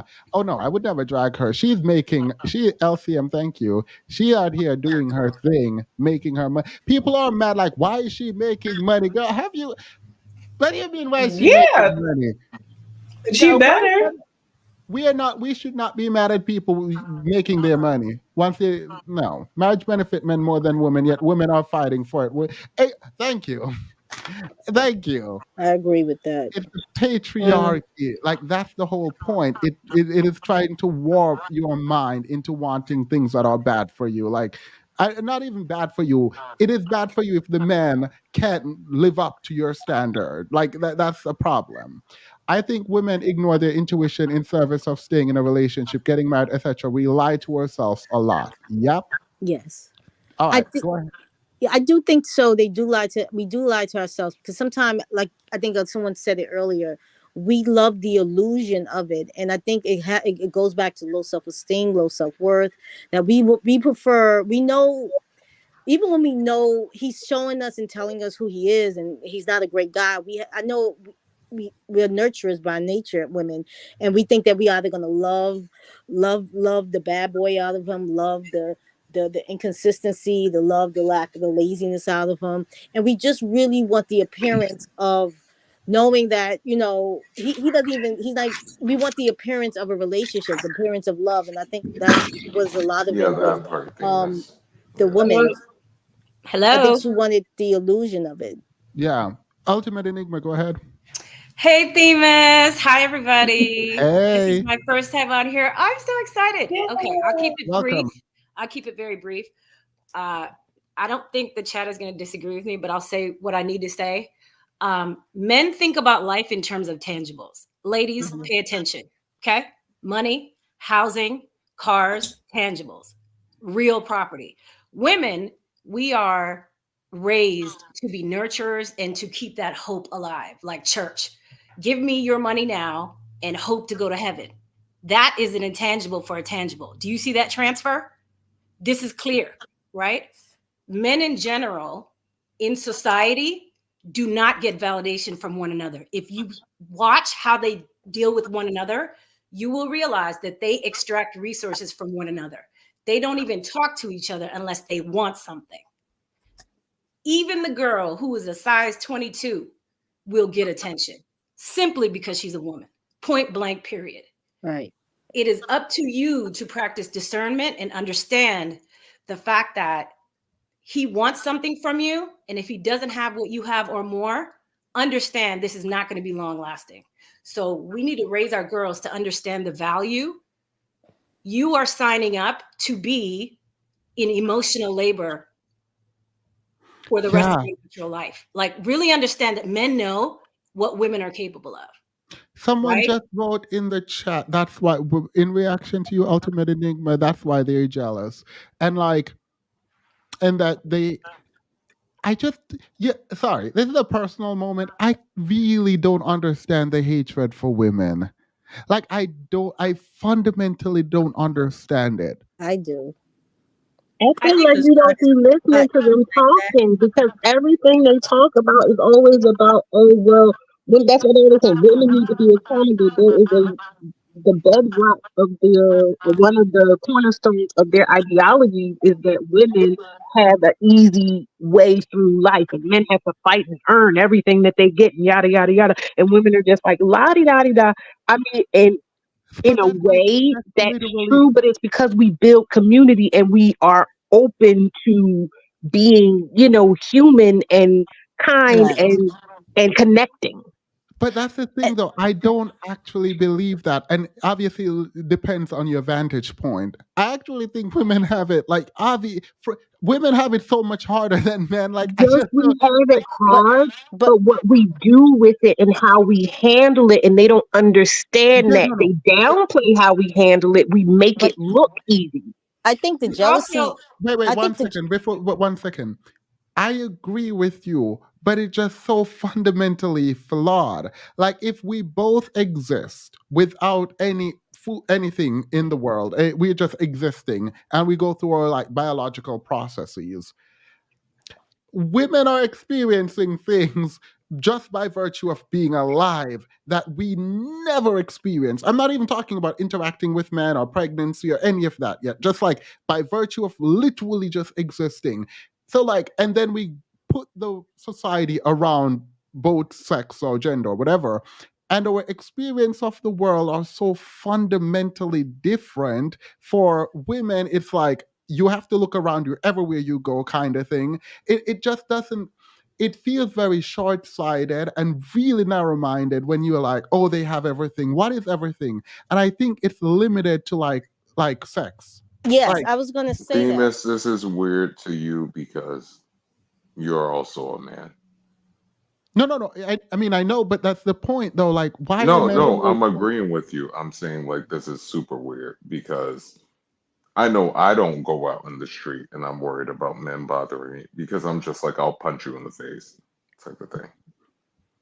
But I But think like with sex. women, Yeah, but I agree with you, Themis, about the sex part. I think women, sex is free for women. I don't care what you look like. You could look like anything. You don't have to be the most attractive. You could be the most men have to court women. Women don't have to court men, and men, they don't have standards when it comes to wanting to sexually relieve themselves. I think that's one why they're jealous, so they can have it. And we live in a world of a civil society where there's laws and rules, so you can't go out and just essay someone. So yes, there's a jealousy there. I think it's also a jealousy because throughout the ages, through humankind, men were told women were less than, they were the weaker, they weren't that bright, they weren't allowed to have an education. And then you see women, they're bosses, they're more educated, they do better academically, statistically, they do very well. They've shown improve. What men do have above us, the one thing they do have above us is 33% more muscle mass. You have, and that's what determined why men so far back, thousands of years ago, when since mankind, or women are less, they're weaker. So it stems from that. And then now you move forward to the 20th century. We live in a society of rule and law, and you can't just walk up to a woman and like, hey, I want you, and do it. And men are angry because they have to spend money or time. They got to perform, like, and love But to is it get the really? basic needs of sex. With women, any woman, I don't care what you look like, some might have Yeah, to but work harder that's than others, I but they think can it's go out and get because but I we think it's different. all Though. It I can't. think we it's all wait. because this society doesn't see the world through the lenses of women.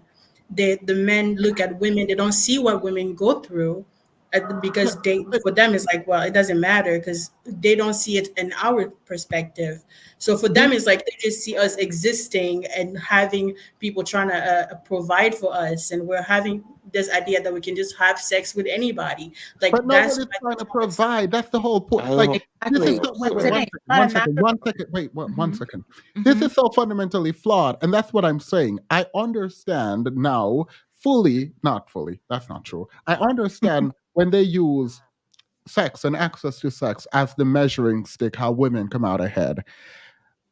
But that's not what you measure the experience of women by, or men, right? So it's like, it's weird to me that like we diminish everything down to that, and that's not the thing that women generally value in their minds. So it's like, I don't understand that, like, because it's probably because that's the people who do that, that's the main thing they value. And But because you can get the main thing they value, it is grounds for them to hate you. Yeah, I think men are I hating have a from question. outside of the club. Yes. I think men are for just hating you. from outside of the club at this point because I don't understand what they're hating. They can just stop hating, and we can be But the happy for now. But Themis, for you as someone who, in my mind, you're very masculine presenting. I don't care if anybody would say, "Oh, you're part of fruitcake," whatever. I don't care. You're very masculine presenting in the way that you're open to ideas. You're open to your own evolution. You're open to your own forms of expression. You allow other people the space to express themselves, and you allow you allow yourself to be shaped by the evolution of your ideas and your understanding.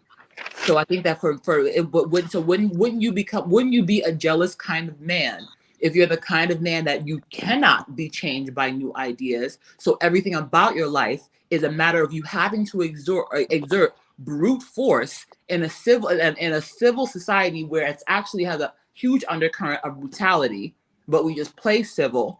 That you have to be forceful, brutish, and brittle and myopic in order to get your way, as where other people seem, in your perspective, because it's very limited, other people get to live by the ability of them to be flexible. Wouldn't you be upset? It would require jealousy, and I'm not a jealous person. But Exactly. That's Yeah, I what was gonna say you're that. not looking at Go life as ahead, though sorry. you're at a loss because of what you don't know. You're faced with new information as an opportunity for you to say, okay, well, once I broaden my understanding of it, this is something that I can put in my belt and use to shape my reality and further refine my existence. Other men are not like that. So wouldn't that cause a certain level of dissension and resentment if no matter no matter the force you're exerting, you can't change things? yeah, the but the same kind of hatred they don't aim it at those men who can get a lot of it. Like the men who can, like, I mean, I guess they look for the who they think is weaker. I, Yes. It's like a prison mentality. Yes. As soon as men go into to lockdown, they Yes. begin to what? Predate each other, right? Yes. Yes. Absolutely. I had this conversation with my brother-in-law, and I said, like, if men are so logical, if men are so analytical, you would think that you would form alliances when you go into prisons. And usually the men who are able to kind of be flexible, the men that are able to cook, the men that are able to braid hair, the men that are able to get weed or get drug, those are the men who kind of they become the kind of like the playboy in the gym to other dudes, because that's the masculinity, the your ability to finesse separates you from the men who have to use brute force in order to shape their reality and maintain the shape of reality. So the men who cannot uphold their own institution of logic and analytics, when those things crumble, they go into prison and they predate on men who are weaker and cannot get finesse, therefore cannot get respect, so they can do what they do to women to men. yeah, no, Yeah, I I'm think with men you. I'm with are you. they like to create a hierarchy of who's at the top, who's at the bottom, and the people at the bottom are predisposed to being used by those that are on top. And I think that they are less. I mean, they're still social, but they're less social than women because women tend to create a familiar kind of society where everybody's helping everybody else. It just, I mean, I'm gonna leave this conversation here though, because like it also feels like women aren't that hard to like talk to and get along with. So it's like it just feels weird, like when men are like, I just can't, and there is none of it, and they don't respect me, they don't like me. It's like, but like, you might not be respectable generally. Like it just doesn't Mhm. feel as difficult as like, like it doesn't feel as difficult as these men are whining about online. Like it just feels like they're lying, whining and lying about nothing. Because it's like you could just be like slightly decent. Like you don't even actually have to be. I've seen people who are not even that decent access women, and they think these women think these men are the best thing in the world. But like, how bad must you be for like no one to be like, I don't want you. Like, I mean, Reesa Tessa thought that Legion was handsome. I mean, girl. Let's play. Let's play his I'm trying response. to tell y'all it's audacity, and y'all not listening to Supermodel. me. Girl, That Getting might excited. that might be the best looking man that she's ever had approach her. So It I could mean, be. Yeah. But beauty is subjective, and that could be someone she honestly it ain't thought that was handsome. subjective. It ain't. and again, like I said, if she's looking at her life by herself, and this is where we come back to why do we perceive singlehood as sucking? Is yeah, if I get around a man and he provides for me, even if he provides me nothing else, he provides for me my own delusion. If he mirrors back to me my own delusion that I get to have an easier life with him, then that's what she fell for, hook, line, and sinker. The illusion, the possibility. That is Have to not the produce best it. looking nigga that ever approached her. Yeah, Well, let me tell you too that maybe I'm being superficial. Spirit is real as well, like that second guessing because you're just like, oh, he really likes me. Yeah. I promise you, Reesa is actually cute. That is not the cutest nigga that ever approached her. Not you cursing on my Oh, platform. cutest This is Negro. not the Negro Discord, nostrils. Kenny. Cutest Negro nostrils. Please, you That's alpha what men, don't fight amongst us ladies. No, I think Reesa Tessa is cute. She looks like one of my friends from high school. she's Yeah, I witty. think she's And very. she's witty. And she could tell a They story. tried to She get kept on us me in all the in a Discord because I chokehold. called her adorable. I think she's really cute. She's Like cute, I and think she she's a probably sweet is soul. very cozy. She probably keeps a cozy home. She look like she keep good food around her, and it probably smell nice in there. Yeah, she reminds me of my friend, so I don't want to hear it. Yeah. I'm officially in love with UG Rose. So brilliant. Oh. Oh, thank you very much. Well, some women like bears. Some Tearing a women like brother off bear on men. me. Are He's you a all bear. ready to hear this man? Let's hear this mess. I don't know what this man said, and it looks short. So Whatever, it was a lie. Whatever Whatever he it said was is, a lie. it's a legion lie. I mean, I just know there's not enough he could say in like less than a minute. Guys, she gave us hours. You really think you just gonna come and say it's not true? You really think that? Ray Davis, have you seen? Like, are you just showing us this, or have you seen the stuff he's been saying? No, I have not seen anything he said. Okay, all right. He's nuts. Like he's certifiable. Like wake up Slay said. Yeah, Legion lie. That's about to be like a hashtag for the new year because the level at which she's presenting all this information, all these facts, and he's gonna come up with a snippet with a sound bite.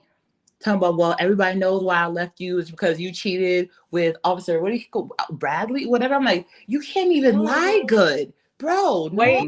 Wait. He got on TikTok and said that he's already been working with Netflix to tell his side of the story for 16. I'm not. No, he didn't just say it because I wasn't going to tell Phoebus, but he didn't just say it. He had these clips of being in like a Netflix office of like 16 days of being in a Netflix office. And then, of course, in true internet fashion, they went and found the origin of these clips. And these clips are in Singapore. And the dates for when these clips started, even according to him, are prior to Reesa Tessa even saying anything. Telling the story. That's my thing. You started out with an inaccurate date. So now he's doing it to all of us collectively. We've all been legioned, so no thanks. I don't believe y'all. Y'all rejected Kyle and Orange Pill. Y'all can't. Kyle's probably watching right now, wondering how he got in it. Somebody said that he had paperwork. He showed some kind of paperwork that was notarized. Like he showed some paperwork he had in his hand with like a notarization stamp on the back. No. And I assume that's One thing probably he like gonna one of have. his divorce If Orange decrees or Pill is something. legit, then Legion is legit. Legion. Believe Look, Legion. no. Hashtag believe Legion. No. Wait, let's because play. 2024. Reesa Tessa, No ex-wife, thanks. who straight line to y'all it's sad because it's completely false of everything. More to the point, I haven't decided who I'm gonna talk to exactly or go on whose page or whatever. But I'm gonna go ahead and let y'all know that she lied about everything. Follow her, don't follow her. That's up to you. All that stuff she said, it's complete lies. And My guy, no. marriage counseling didn't work, and we broke up. But my message to her is please stop lying to these people, and you can tell them the real reason I left you. You cheated. I caught you in the house with Bradley, and we went to marriage counseling, didn't work, and we broke up.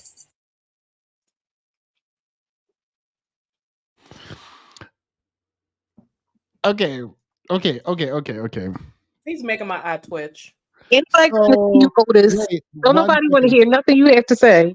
So I believe him. he I feel like where would he make that up from? so I he believe him. was able to convince her of things. With this man was able to convince her Famous. of things. I keep bringing. You I don't have to know. He's remember. convincing. Wake up. Wake up, She make up. He's not said convincing. it I from the believe him. beginning. No, she said it from the beginning. She said it from the beginning. I was desperate. I was desperate. I had a I ain't flat looking up. tire. He took me out to dinner. Ain't He enough fixed my tire desperation in and the paid. ain't enough desperation in the world. Look up the definition of Wait, did we desperation. It's find out the if he loss of popped all her hope. tire? It How is he the pop her Was loss he tire? someone who all popped her How tire? he She pop was her I'm tire? condemned to genuinely. I'm not Telepathy? being funny. I'm genuinely asking. Did we find out if if he y'all popped her have tire? lost all hope, if you have lost if you have lost all hope. Look, I could see if this man look mildly attractive. Let me, the same probably the ex-wife cheated on him with But Gabby. I do want to pose something too, and this kind of goes back to the discussion about like her self image, because I know I had when I would go through things, I had going through things with like my oldest father and stuff.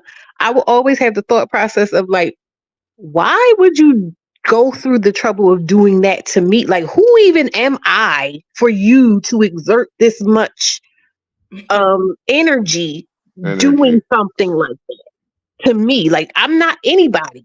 And I don't even mean that in a woe is me kind of way. I just mean like I don't have no money. I'm not nobody notable. Like, why would someone waste their time that way? So that's also another reason why one I feel like, at least in the beginning, would just be like, nah, I ain't doing all that because why?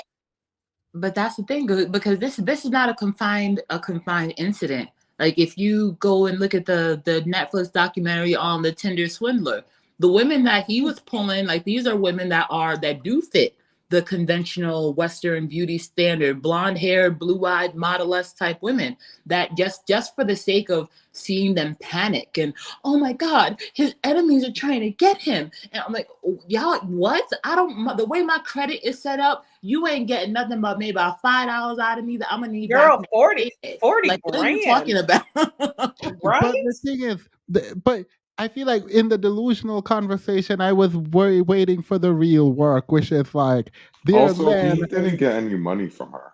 Yeah, there are He men didn't out get here. any money. Usually, it's not women giving men Yeah. money. Usually, men are pouring money into women, thinking they're gonna get a glimpse. And like, I thought that's where y'all were gonna take the delusional conversation, but you didn't. I gave you out, so I'm gonna move on. um, let's cast this. Sorry. Dating advice, but can I be honest? He probably could because he was quite he was married 3 times. 3 times. No, Three also times. he paid all the bills in her house. Like He did, and that's That's what I'm another she was thing. that's what For I'm jealous off of saying. anybody his who's money. trying to talk bad about her, there's plenty of women who probably think themselves better looking than her, and they've come up off money, had their credit Yeah, run up and everything yeah. over a man, and She was that man paid Absolutely. all probably her bills. she probably Absolutely. was better off because he was a pathological liar. And like the only reason she probably figured it out is because he couldn't keep himself from lying. Because that man would have been paying her bills until she was like 74. Yeah, I agree. Yeah, he didn't want to go. And that's No. At the end, he couldn't work anymore. Right, so he couldn't work Well, anymore. okay, before he started dying. Okay, Wait, let me so- clear that. Before he started If dying you really because want his to take it knee, there, because he had knee cancer. Before he had knee cancer Wait, is what I'm no, don't talking do about. that. Don't do that. Wait 1 second. Let's reverse. It could be seen a different way where she was like, I know he lying. I'm not even gonna attempt to play with him, but he gonna pay these bills. And when he can't pay these bills, I'm gonna Yeah, and period. What I don't see the problem. Me either. He was lying to her and That paying was the his bills. saving So grace. you could keep lying, but you're gonna pay these bills. That was That's his how I took saving it. grace.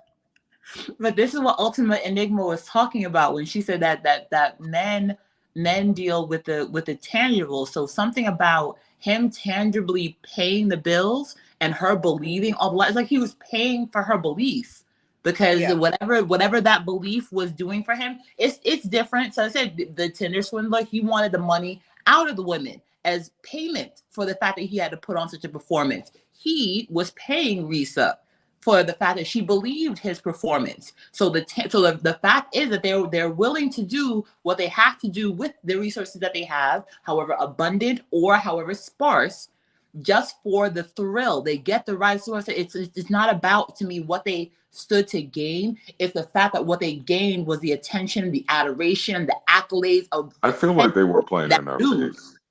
I'm so Um, sorry. I feel overweight like they were playing in our face. women. You don't know enough women. Right? I would say women in general Yeah, are that's in not this true. economy. Yeah. Women in general, Also, everybody's desperate. Wait, also, 1 am I second. the only one who Wait. thinks We can't Risa? all talk at once because it's gonna come out Oh, I'm sorry. jumbled. I'm so sorry. I'm on my phone. I'm sorry. All right, go ahead, Vitamin. I said women in general are desperate, and everybody's desperate in this economy. And the thing is, even the men, no, for real, because if you listen to the men, even when they're trying to talk about relationships and stuff, and then they start putting out that doom and gloom stuff towards women, what do they say? Oh, well, basically, like you should want a girlfriend or something, even if it's not the person you want, ideally, because what about the bills? They'll split the bills with you. Like they think of things in those terms too. So it's just like a bird in the hand. They'll take what they can get at the moment. So everybody's desperate. Yeah. Let me also say this. I've been overweight my entire life. One thing I never had to do was fight for a man. Right. Boy. Okay. Period. That part. And she got the ring. She got the man. She got the family. I don't know I'm what not y'all saying- talking about. Sitting up here. When I say everybody, I just mean like in a general sense. I don't mean, because I already told y'all how I'm living. But it's a thing of like the people that are relationship minded and relationship focused. Oh no, Vitamin, that was not to you. That was to the person in there saying that I don't like that general statement. And I think part of the problem is like we want women who we believe to be like overweight to not have confidence. And how dare they have confidence? And that is sick. I hate the fact that people feel like or that I don't hate it, but it's really funny to me the way people feel like other people are supposed to adopt external views of themselves as the view of themselves. Like it doesn't matter. I keep saying so many times, it doesn't matter what a person looks like. They should think they are the shit. I'm sorry. But you know what I mean? Like they should think that. And you don't have to think that, but you shouldn't be expecting them not to think that. I think that's really nonsensical. And I mean, if you ever go to Jamaica, You can't turn a y'all look good. Right. There's a song called Skinny Girl versus Fluffy. It's Spice, and I don't remember the other person. It was Pampute, I think, was the other person. I promise you, the last thing these people care about, like, I just don't like these ideas around weight and the weight conversation. Girl, it's not your problem. Leave people alone. Ain't nobody got time for this. I mean, for real, because the one thing they love to do is like hug on me. So stop that.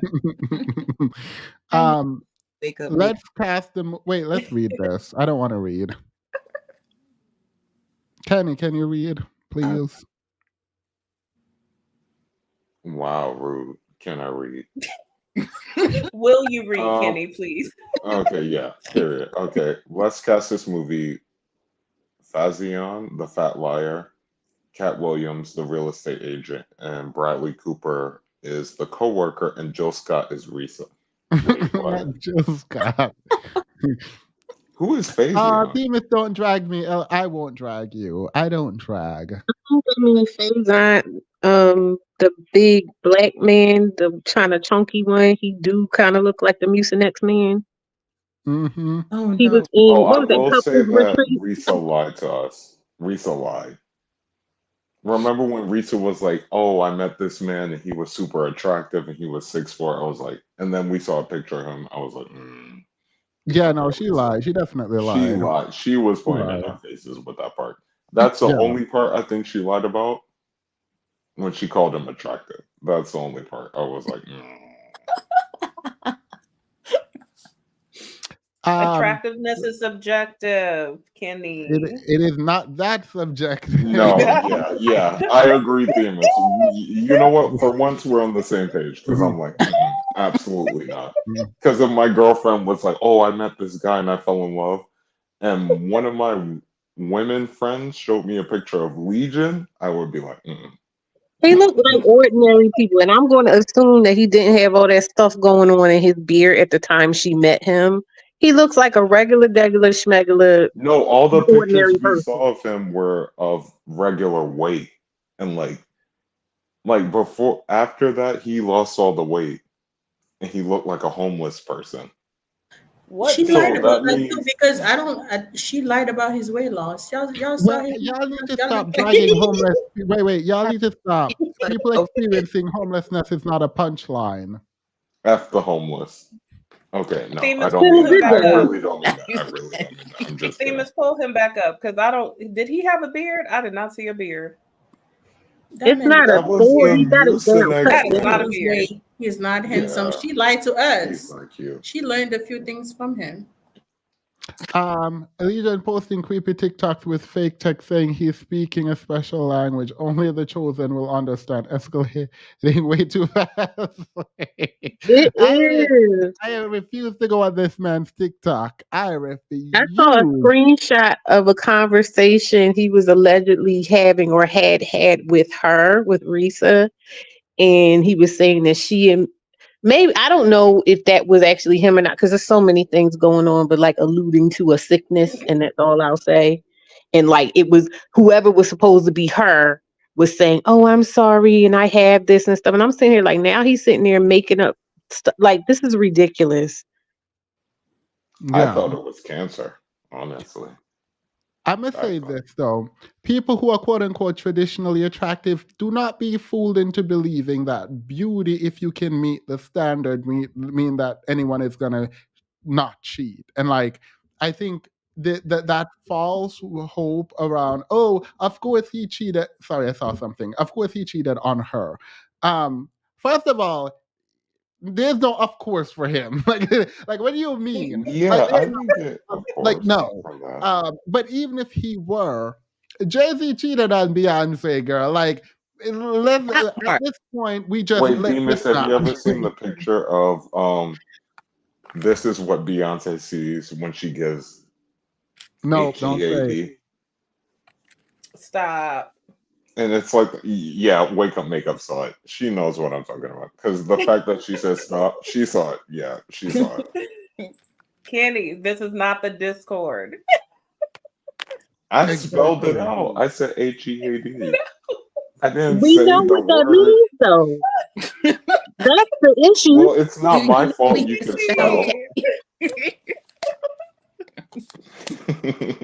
Okay, I'm kidding. All right, let me go back on.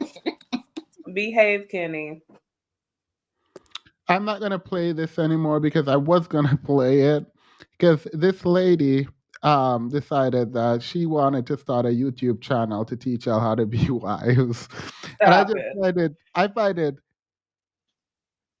I find it so weird, like weirdly timed to even this video. Single man shares how to not get finessed.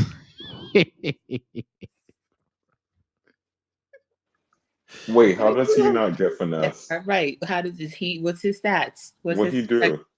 I'm trying Is to he figure it 6'4"? out. Does he look like Legion? This is also a problem when we sit down and we make marriage a personality, being a wife a personality is wild. You get on my nerves. You get on my nerves. I don't even understand how that works. So how is it going to teach women to be wise, but men are teaching other men how to get the draws? Like, again, diametrically opposed to one another. I don't get it. I just Rich and unemployed, and I get that it probably is supposed to be a play on him being a boss and an entrepreneur or whatever. But the fact that those are the things that you want to push about yourself, like it just to me it screams finesser. Mm-hmm. Yeah. Yeah, I want to hear some of it. Yes. Yes, teach us how to be wise. All right, let me rap. Why not? No, I'm clearing my throat. 1 foot, 2 foot, red foot, blue foot. All right. No, I'm kidding. I'm kidding. Go ahead, play it. Put my all into it. I created an operation to hire people, and we carried out the goal, and it was happening for me. Mm-hmm. I didn't even think it was illegal, honestly. When I mean, I knew it was illegal, but I didn't think it was like, You didn't think you could really get in trouble for it? yeah, like the feds come in and I'm gonna go do some time and paying these people back their money. I was when the feds came, I was confused. I was like, who y'all here for? And like, why would y'all come? Like, I could just send me a letter and like come to court. But I never dealt with the feds. I never dealt with, I was in and out of jail as a juvenile, but I never dealt with it as a grown man. So I'm thinking like, they only come for people that's moving weight, you know what I'm saying, doing like millions and millions of dollars worth of fraud. I probably made like $1 million or $2 million at that time, but I wasn't on no big boy stuff. I didn't think so. But Sir, you just said they only come for people who are doing millions and millions. And you said I only made a couple million at that time. yeah, but That's what the millions that he was coming for. I didn't think I even made it because I was taking the money and reinvesting back in the business. So I never really seen this $1 million that they were looking for. What? This justification is wild. He said, I mean, I made the millions of dollars that would attract the feds, but like they shouldn't come for me because I didn't actually keep the millions. I invested. Girl, you spent the million. Even if you reinvested it in the business, you made millions. What do you mean? What you coming for me for? I don't even got it on me no more. Wow. I'm just confused by the whole aesthetic. I have nothing. Girl, I don't know what's happening. I don't know what is Yeah, happening. that's it. I know you were lying to me with these visuals. Like I know this is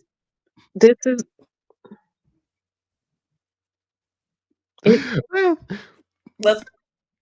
I feel like the vest that he has on is for two different people. It's for two different sizes. Is it a vest?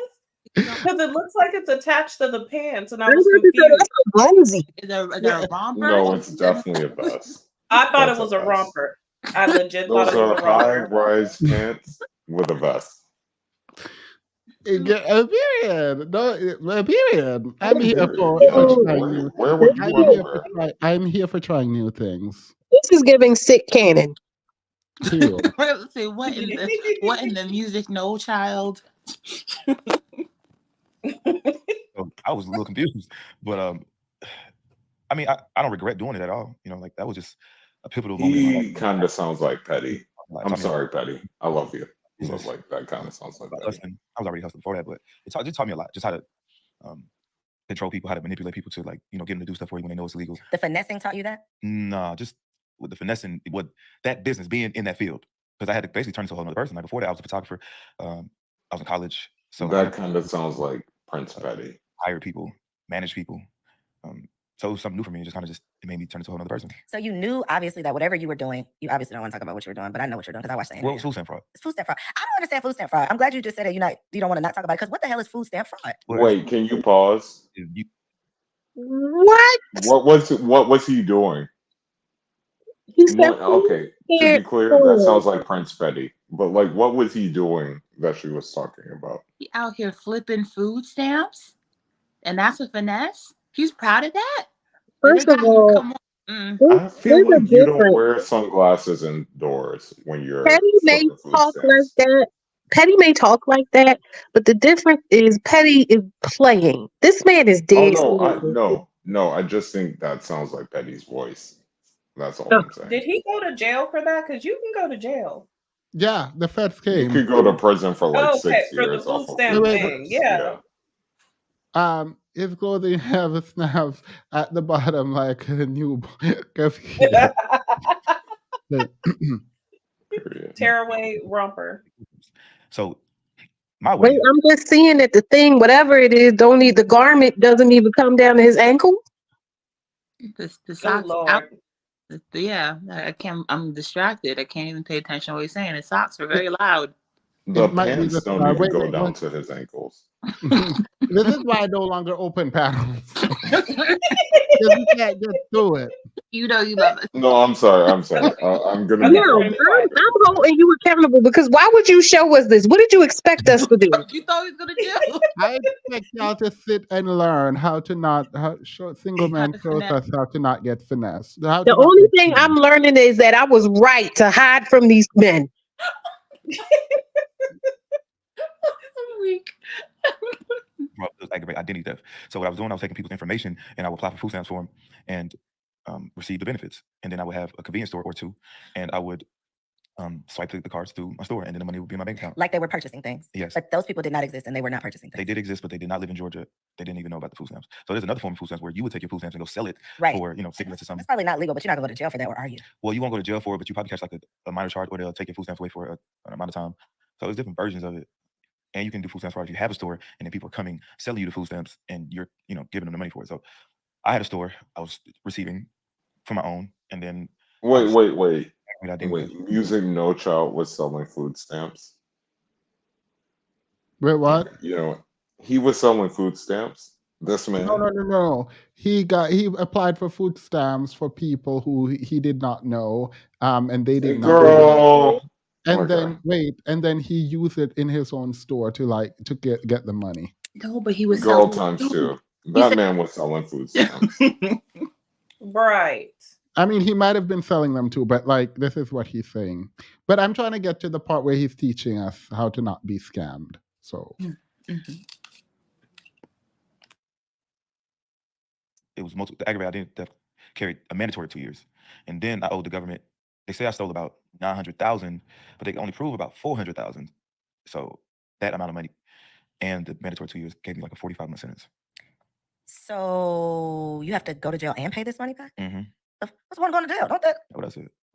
Okay. So I think when we see like the criminal shows and all of the things, and it's like, well, why would you do that? You knew it was illegal.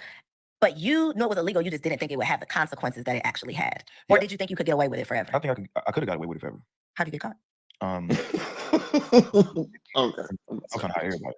I knew that the more people I hired, the more work they can get done and the more money I can make. So I just started putting people on, and I wasn't vetting them. I was just going based off of like, okay, well, I know who you are, like you, my little brother friends, and you ain't gonna do nothing to me. I didn't think it was a way that you could steal from me. So it was just this group of guys that I put on, and their job was to like swipe. Like, listen, you'll sit in this apartment that I got them. You'll sit in this apartment from 9 to 5. I need you to swipe these cards in this machine, and then I had my sister, which was supposed to deliver it. So it was supposed to be like, okay, the cards are in the office. My sister takes the cards, take them to this location. You pick up the cards from the day before and you drop them off. So it's supposed to be like a process. But I wasn't paying attention to the process. I was too busy working on getting more money. That's handling the money. I'm working on bringing more money in. So that part of my process was tainted because once my sister started doing her job sloppy, instead of dropping off 50 cards, she would drop off 150 cards, come back in 3 days. Now they're exposed to like what I really got going on. Like, damn, you got this many cards, you making this amount of money, and you only giving me this amount of cash. That math. So greed, on their end, I was greedy too because I just wouldn't stop. I was so money hungry. Like I could have been stopped and just, made 100,000 a month easily, 10, 15 years straight with being under the radar. But greed is why I got caught on my part. That is trifling. Greed? Wait, why are you Greed playing was in the my reason face? he got Because caught? no, go ahead, wake up. Wait, no, we can't do this. Famous, Wait, please. if one Please person be is famous. talking, if one person is talking, we can't all. It literally, like I understand, but it will literally not work. Like no one will be able to hear what we say. Go ahead, Wake wake up. up. Please read the email for me. I am flabbergasted. So he put all his energy into this criminal activity instead of doing something legal, and then brought his family into it and their friends who could also go to jail and have records. And that's why I don't like people like, oh my God, the amount of talent and actual thought this takes, you could have done something like legal. You could have been above board. And this is it's so annoying. And the way he's talking about it, like, oh, he doesn't regret anything and he would have done it. It's just really wild. I think I read somewhere that estrogen makes women more susceptible to manipulation. Young women have higher amounts of estrogen. That's unfortunate. I need She's to been look it drinking a up. lot of soy milk. But on them, they was greedy too. They feel like, well, he felt like he steal from me. And then what I noticed was cars was missing a bunch of cars, maybe like 150 cards. And I did the math, and I was like, damn, like for every 100 card, that's 19,000. So he took 150. So I'm missing out on 60 racks a month. I wanted to kill him. But Did he get in trouble? no, they want me to tell him, right? I'm not in the business of telling. Mm. I mean, he's gonna get his karma. So but basically, Wait, you think he's gonna get karma from stealing from you when you were stealing from Nothing. What am I supposed to be learning from this thing? I changed my mind. These men are delusional. Girl, you think he's gonna get, you believe in karma, and you think you being a criminal, someone stealing from you who is a criminal, is going to pay some kind of Yeah, I period. know, but it was my idea. How they gonna steal my idea? Wow. It's not that he sees it as his karma, but like he's been wronged. Like in this criminal enterprise, he's been wronged. Girl, period. Period. This is high level delusion. High level. Boy, he sold the cars to whoever he sold them to. That drew a red flag in the system. The Fed started watching my store because these cars were used at my store for 2 years. And then I didn't have any customers. You know what I'm saying? It was just really upfront. I had stuff in the store, but nobody came to, so I didn't care about customers. And then they came to my house, found everything they needed, and that was the case. Wait, am I crazy? That doesn't sound just like Petty. Why would you bring something up and then go back? Kenny, no. No, I don't hear That it. doesn't sound like just like. Okay, maybe it's No, me. All right. I don't hear that. Oh God, I hear Petty. All I'm hearing is I Petty. think you just miss him. You just miss him. Oh, Huh? that's my dog. Period. All right, But period. like he sounds like Petty. Well, the police come to your house, whatever happens, you end up getting sentenced to 45 months? 3 years, 9 months. I was about to say, math. They gave me the time. I was doing the time. So I was like, shit. Sound like a lot. Damn. So almost 4 years. Yeah. Do you have to serve the whole time? Well, how the federal system works, you got to do about 80% of your time, 85%, something like that. So it went down from like 45 months to like 39 months. Took like 6 months off my sentence. And then it's a program you can do, which is RDAP. It's like a drug program. You take a year off your sentence. And then you can get halfway house, which you can get up to a year halfway house. So I ended up doing 26 months. And then they let me out to a halfway house for a year, which I was still locked up, but I was finessing my way to freedom. What is halfway house life like? So there's the penitentiary in federal prison, which is like level 5 prison. Like it's real hard in there. It's, you know what I'm saying, on Mondays. And that would be the time I would sit my. Most people aren't afforded, which is time to sit and think. Most people are so busy on a daily basis. We have so many things we got to do, so many places we have to be that we don't even sit down and think. And I think I'm sorry. Can you pause it for a second?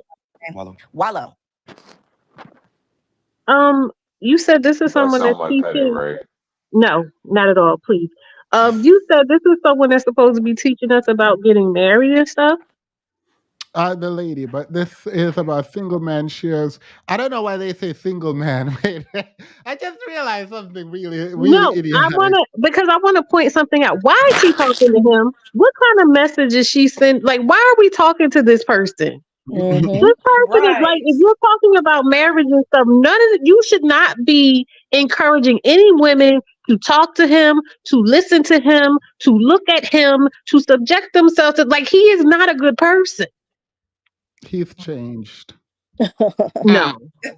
I'm like, this just irritated me. I'm sitting here, I'm listening to this just raggedy conversation, and I'm just like, wait a minute, we're supposed to be here to do what? Why are you putting this into assumably single women who are looking for love and marriage's psyche that this is acceptable. And I'm saying that this is acceptable because it's based on this notion that, oh, he's growing and he's changing or whatever. He's Right. a changed man. So then when a woman gets with somebody who's like him, who's trying to finesse, because all he's talking about is how he finesse and this and that and the other, but we're supposed to believe, oh, that he's not going to do that to you. And he's not going to do it anymore. Every other word out of his mouth is finesse. He's even talking about, yeah, I'm finessing my way to freedom. Just live. Mm-hmm. Can you just live? Like, can you be No. a being? I'm trying to figure out why they title it "Single Man Shares How to Not Get Fit." Why the single? Like, why can't it just say man? Like, why is there single? Like, Or he's felon. like Why on doesn't it say felon shares how not to get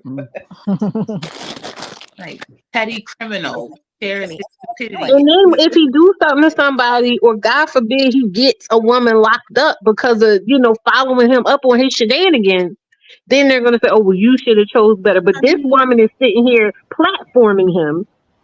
You don't think black women date scammers like knowingly? Absolutely. Because the bar is low. Like, I think it's just They do. They do, but I'm saying as someone who Wait, 1 calls second. themselves Why trying to, y'all talking about Portia? What Portia did now to y'all? she's The getting a bar is divorce. low. This is the Someone collective. She's said divorcing Portia. her scammer husband. Someone said Portia because they were like, "Oh, black women marry scam all the time." So obviously you're Yeah. talking about Portia. Why? Because, you know what theme is, because I know you already know. Are you bar is saying low. that And we give them passes and we give them Plotting on what you're grace. going to be and then executing on that thing. Most people don't have, even though it doesn't seem like a opportunity or a blessing, most people don't have the time or capacity to sit down, quiet, and read or think. I'm opportunist. So at first I looked at it as a negative, like, damn, like, one, taking all my money. Two, like, now I got to sit down and miss life. So, okay, well, you could look at it two different ways. Like, you could look at it as a negative, like, damn, I got to do time. Or you could look at it as a positive, like, damn, I got all this time to really work on myself. And that's exactly what I did. Like, from day one, I started working out, I started reading, started playing chess. Were you ever scared? Okay, so you can look at. I learned something. You can look at going to prison as a positive, and you can work on yourself from prison. Period. Let me tell you something. Between him and Little Tactics, it's just no point in dealing with these men because they will not just be alive without trying to maneuver. These guys, can I say something? They don't change. They just pivot how they are a manipulator, how they are a scammer, how they are a finesser. They don't change. In any relationship he gets in, it's going because they're addicted to it's a thrill. Sometimes it's not even always about the money. It's about getting over. Guys like them never change. Like even in their relationships, even with family, even with partnerships. Yeah. Wait, I have something else. So have you ever thought about? I have something else for y'all. This is about dating outside of your race. Girl, why is everyone live? Literally everyone is live right now. So have you ever thought about dating outside of your race? Because I came across something on TikTok from a user by the name of jbrew77. And she was responding to a post of a woman that said that she was so happy to have found love in a man. And then the man came on the screen and he was a white guy. All right. And so the young lady, J. Brew, interrupted the conversation and said, I knew that it was going to be a white man that she was talking about. Black women, you need to step outside of your comfort zone and date outside of your race. And this was on Simply Shanika's page. I don't know if some of you all follow her, but anyway, what are your thoughts on dating outside of your race? I say do it. If they match with what you aspire to have in your relationship, I don't think a race should matter. I have several friends that are actually married to Hispanic men or white men. I will say I do see the difference in their relationship. The differences. So their men are more catering. They're more the emotional support, just support in general. just willing to step outside of, there's really no gender roles. You know, a lot of times in our culture, there's like gender roles. They expect you to be able to do certain, you got to be able to cook, you need to be able to clean, you need to be able to do this. And I may step on some toes and that's fine. That is okay. But I see it just watching, and then to the way they communicate and interact together. Like they're more of a caretaker of their woman versus they're expecting her to get up and go do A, B, C, D. Like even when the kids are there, they'll be like, honey, I'll watch the kids, you go get some rest. Like they'll take the kids. I've been on the phone and she's like, I'm so tired. And he'll be like, oh, I'll take the kids. We'll go to the park while you take a nap. I really don't see that sometimes in our. So that was the sentiment in these comments. I will tell you that was the sentiment a lot of the women had. But then there were some women in the comments who were also saying, hey, I'm married to a Black man. And he definitely would take the kids if I need to take a nap. Shout out to you, boo. Yeah, you know, and that's not my experience, right? And that's not your experience either, right? Not at all. And I want to know the bad side though. What would you say are the differences that might not be so positive? Because I think that we always do hear, right? And how that translates to a lot of people is, well, get a non-Black man because he's going to treat you better. But what are there's always the good and the bad. So do you know of any? I'm ready, Themis. It's Go wild ahead to and me ask your that she's questions. sitting up here.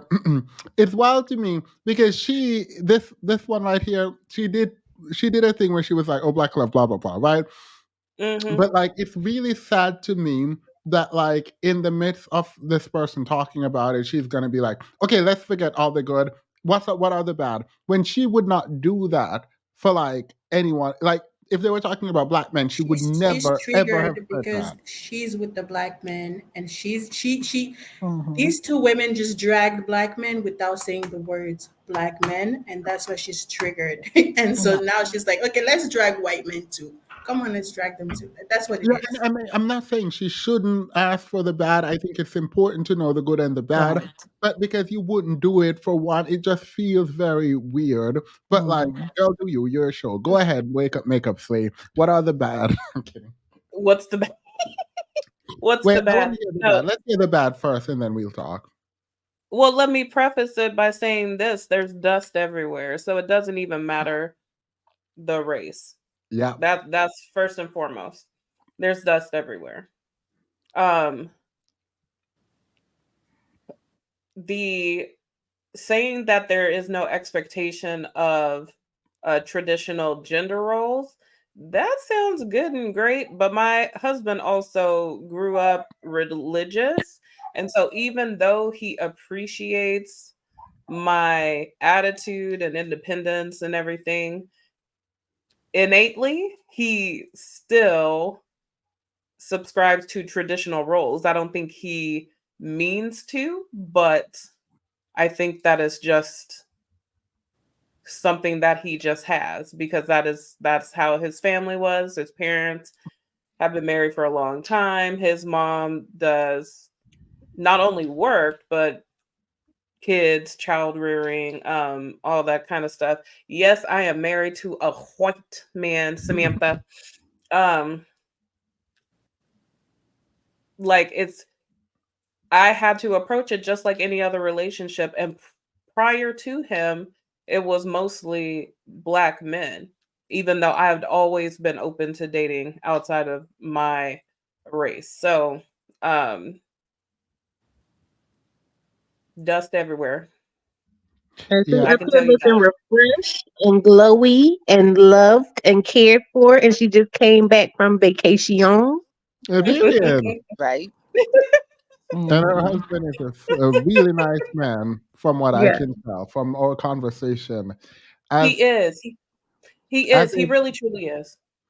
She got the as a best man part for of the the job. community, I had to step in and speak to him to make sure he he passed it. Does that?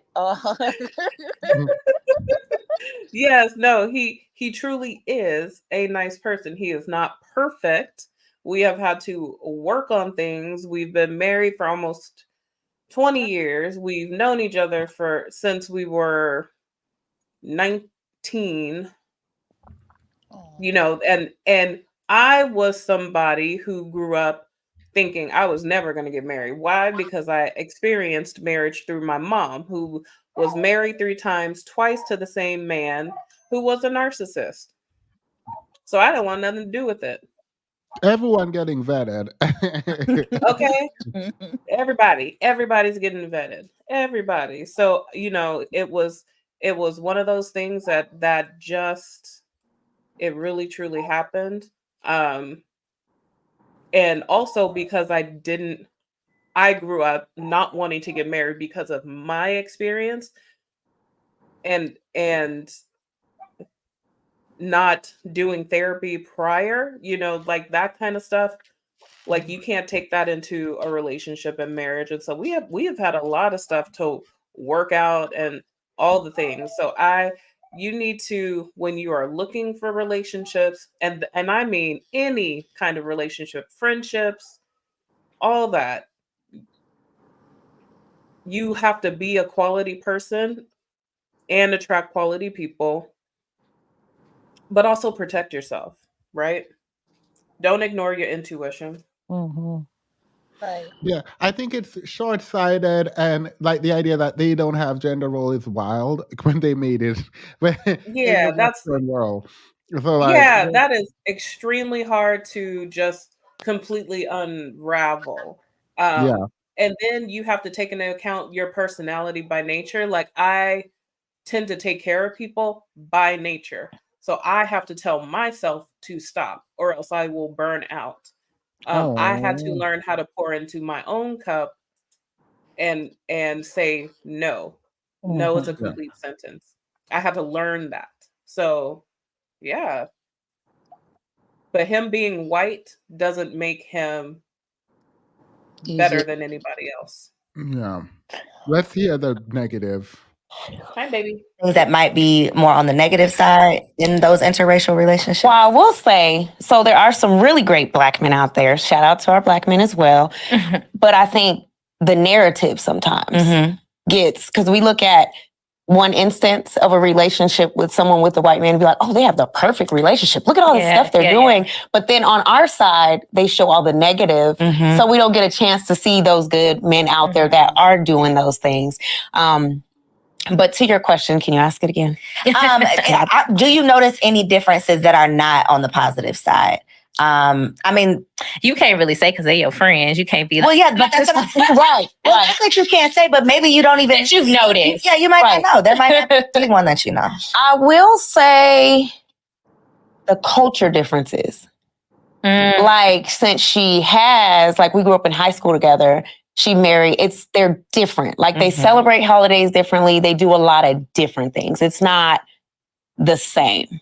I would say culturally, she's changed a lot. Like, had to make some adjustments. Right. So, I mean, I guess that would make sense because her children they're mixed. So you've got to try to blend both cultures. But I don't see her blending her culture as much into it. So, yeah, and that's kind of why I got kind of, Black men are always going to be my steez, just because I love Black people, I love Black men, and I just love Black culture. So that's how I want my kids to and I think grow it would up. be such a challenge. I think it is a challenge to have Black children because these children are seen as Black people. I think it's such a challenge to merge the culture sometimes. It's such a challenge to try to equally expose them to both sides. Yeah. It's, and I think you're doing a disservice, and sometimes you can't always preach love your Black self if that's not what I'm seeing. That's not my experience. Yeah. So I think it's a challenge. Oh, it's tricky. So it's tricky. Talk about tricky.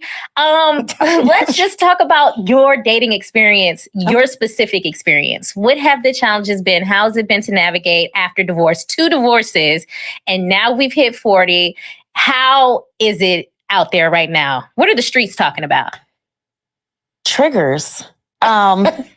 You know how in a relationship, there's always triggers. You think about previous things that have happened. So I think a lot of us that are dating now, we're like watching. We're watching to see what they're doing.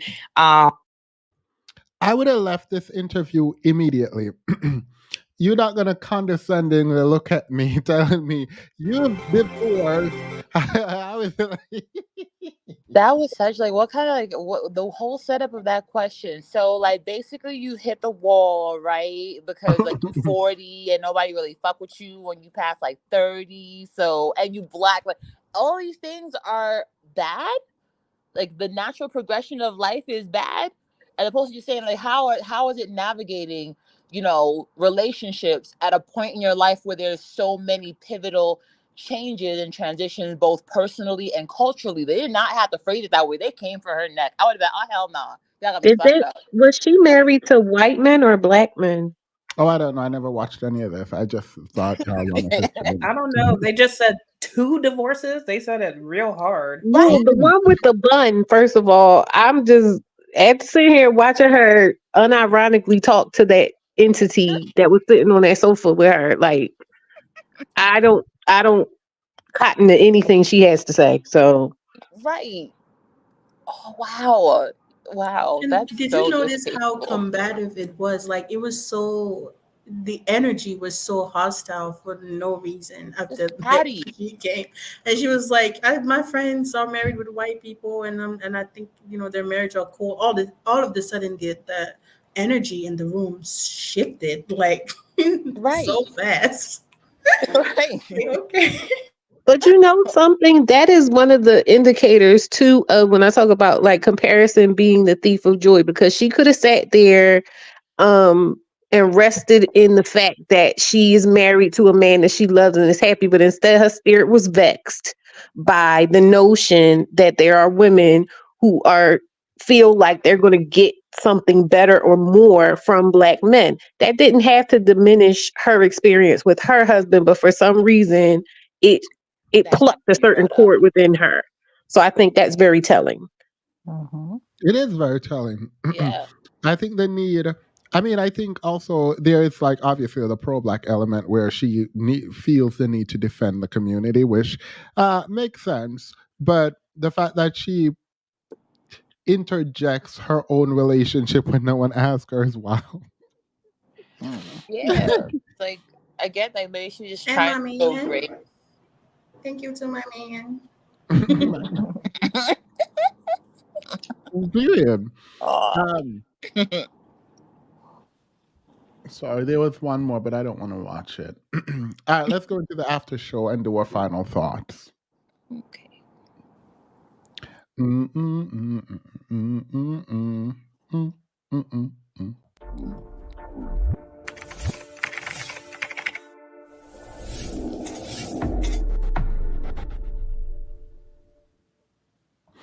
Kenny, go ahead. You first. Ladies first. Kenny, go ahead.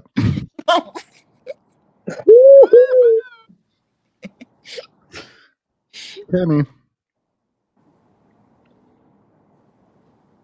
All right, you're not going to go. Can you Ryder. sleep? Yep. No, I'm not going first. Famous, play my I'll song go that I sent last. you. No. Play my Oh, play my song. Did you just send it to me? No, I sent it. Yeah, I sent it in IG. Wait, is it copywritten? It's the first. Well, it's a. I don't think that'll make it copywritten because it was a parody, I guess. Kenny said my voice is deeper for these games than Themis. Oh Well, well, your voice may be deeper, but yeah. We don't want to hear you, Themis. No one wants to hear you. Period. Wake up, makeup, slay. Your hair looks really good. I need you to share the hair dye. not when I have the mute button. Not when I have the mute. Wow, he muted me. That's so rude. He muted me. Stop it. All I'm gonna say is that I wanna please send me the brand for how you got your gray, because Oop, not you gone mute. Sorry, Candy. He's being this is braiding hair. oh, you didn't dye that. Okay. I did not. Well, tell me what color that is, and I'll dye my hair that color. She's a blend master. She likes to blend. Yeah, it looks I'll good. send you what it I'm looks. like, Yeah, I'll look it yeah, up. yeah. On the Discord. Okay. UG, final thoughts. You know Yeah. what's really crazy is because I made Themis's calendar. You know what's really crazy? I feel some type of way because I made the calendar and I had to make it from scratch. And now Themis is over here being disrespectful. You should be happy you have He's some playing in your face. No, utility. no, no, no, no, no, no, no, no. Can we can we save I've this been for the paid for my Discord? work. We're trying to have a good ending of the show. I No, know. no, we're not. No, we're not. Actually, kick Vitamin out too. Period. He would never. He would never. He might. No. Mm. All right, go ahead. Do your thing.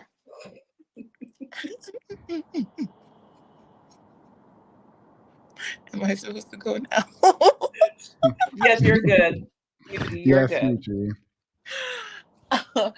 um, yeah. Can we all just get along? No, but in general though, like the whole wrap up of the Reese's story and just like talking about like having serious conversations, getting back to like culturally, I don't know what the phenomenon is, but we got to get back to like doing some stuff that's going to anchor us because it's looking real messy. Just like in general, like I don't care what your particular like orientation is, just like on a human to human level, there's so much madness happening in the world right now. It's so pivotal. We're at such a pivotal point where it's necessary that we really like start taking back our own definitions of like what a good life is and what that looks like and what that needs to feel like in order to like bring it so close to our hearts to the point where it's like it's damaging our psyche and we're messing each other up, and we just really don't need that energy. We don't need the propagation of that energy. It's so scary.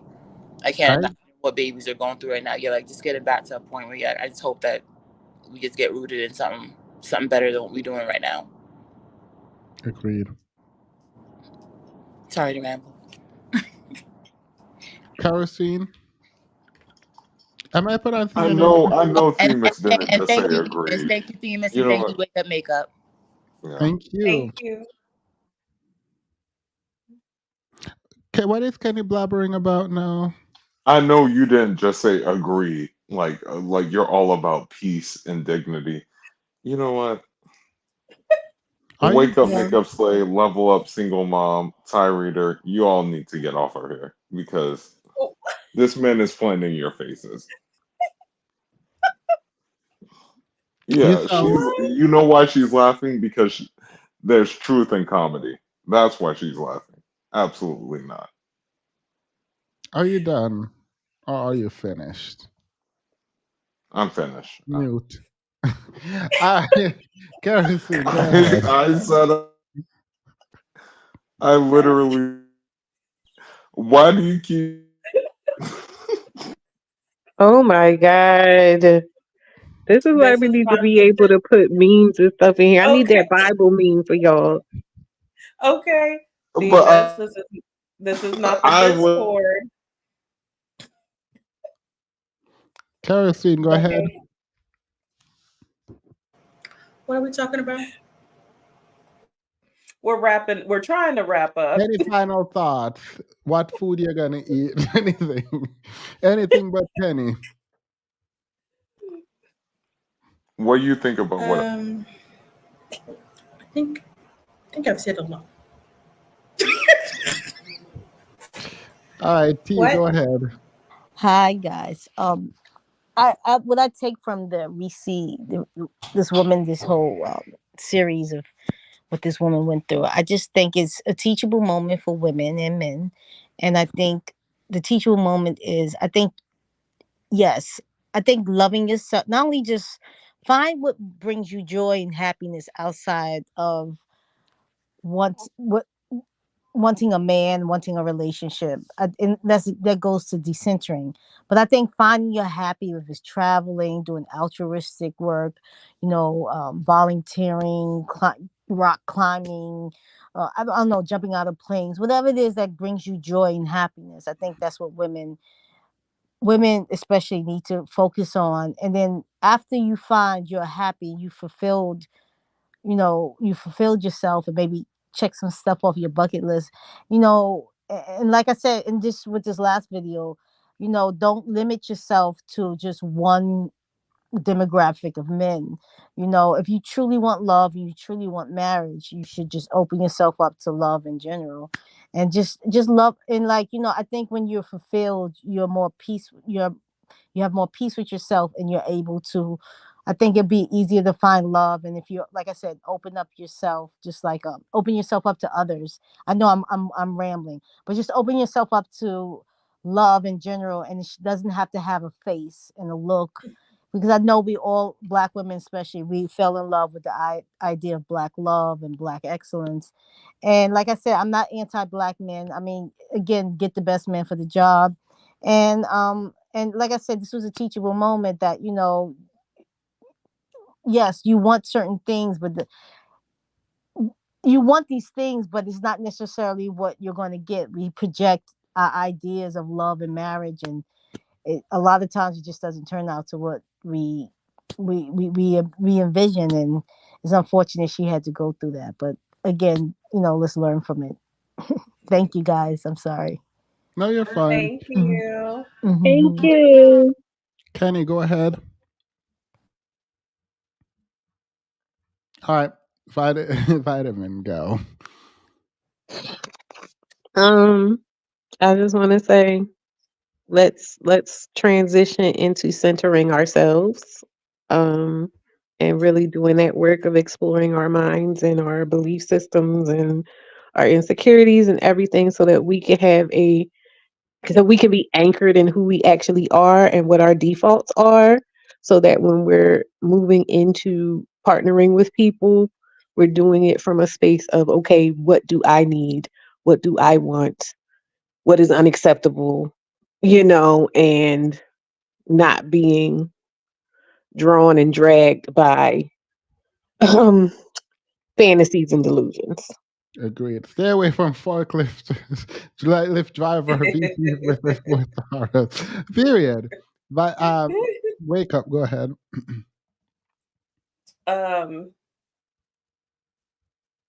No, y'all be safe out there. y'all be safe out there, because I promise you, God forbid something happened to my marriage, I'm gonna be a rich auntie. Yeah. Me and Themis are gonna travel. Period. Period. If I send you this, I'm making a bad decision, and I know it. Live for you. Live for you. Okay. Girl, period. Have a wonderful night, everyone. We hit the 4-hour mark. I was trying to end before, so have a good night. Kenny, Good bye. night. Bye. Wait, I didn't get to say my rap. All right, You know go. what? Do This your is rap. rude. Do your rap. Do your rap. Do it. All right, hold on. 1 foot, 2 foot, right foot, blue foot. All right, I can't do the rap. I actually No, can't. do it. Do it. Do it. All right. Hold on, give me 1 second. All right, let me wipe the crust out of my eyes. 1 foot, Kenny. 2 foot, right foot, blue foot. When it comes to Megan Thee Stallion, the girl got 1 foot. When it comes to Absolutely rap, not. I damn Who? Oh Why my are you God. cutting me off in the middle of my freestyle? I don't understand. When Good it comes night, to rap, Kenny. I demonstrate. No. When it comes to legs, Megan Should have amputate. talked about lesions You first.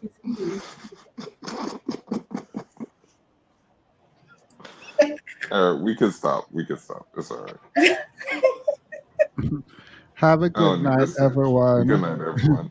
Bye. Good night. Good night.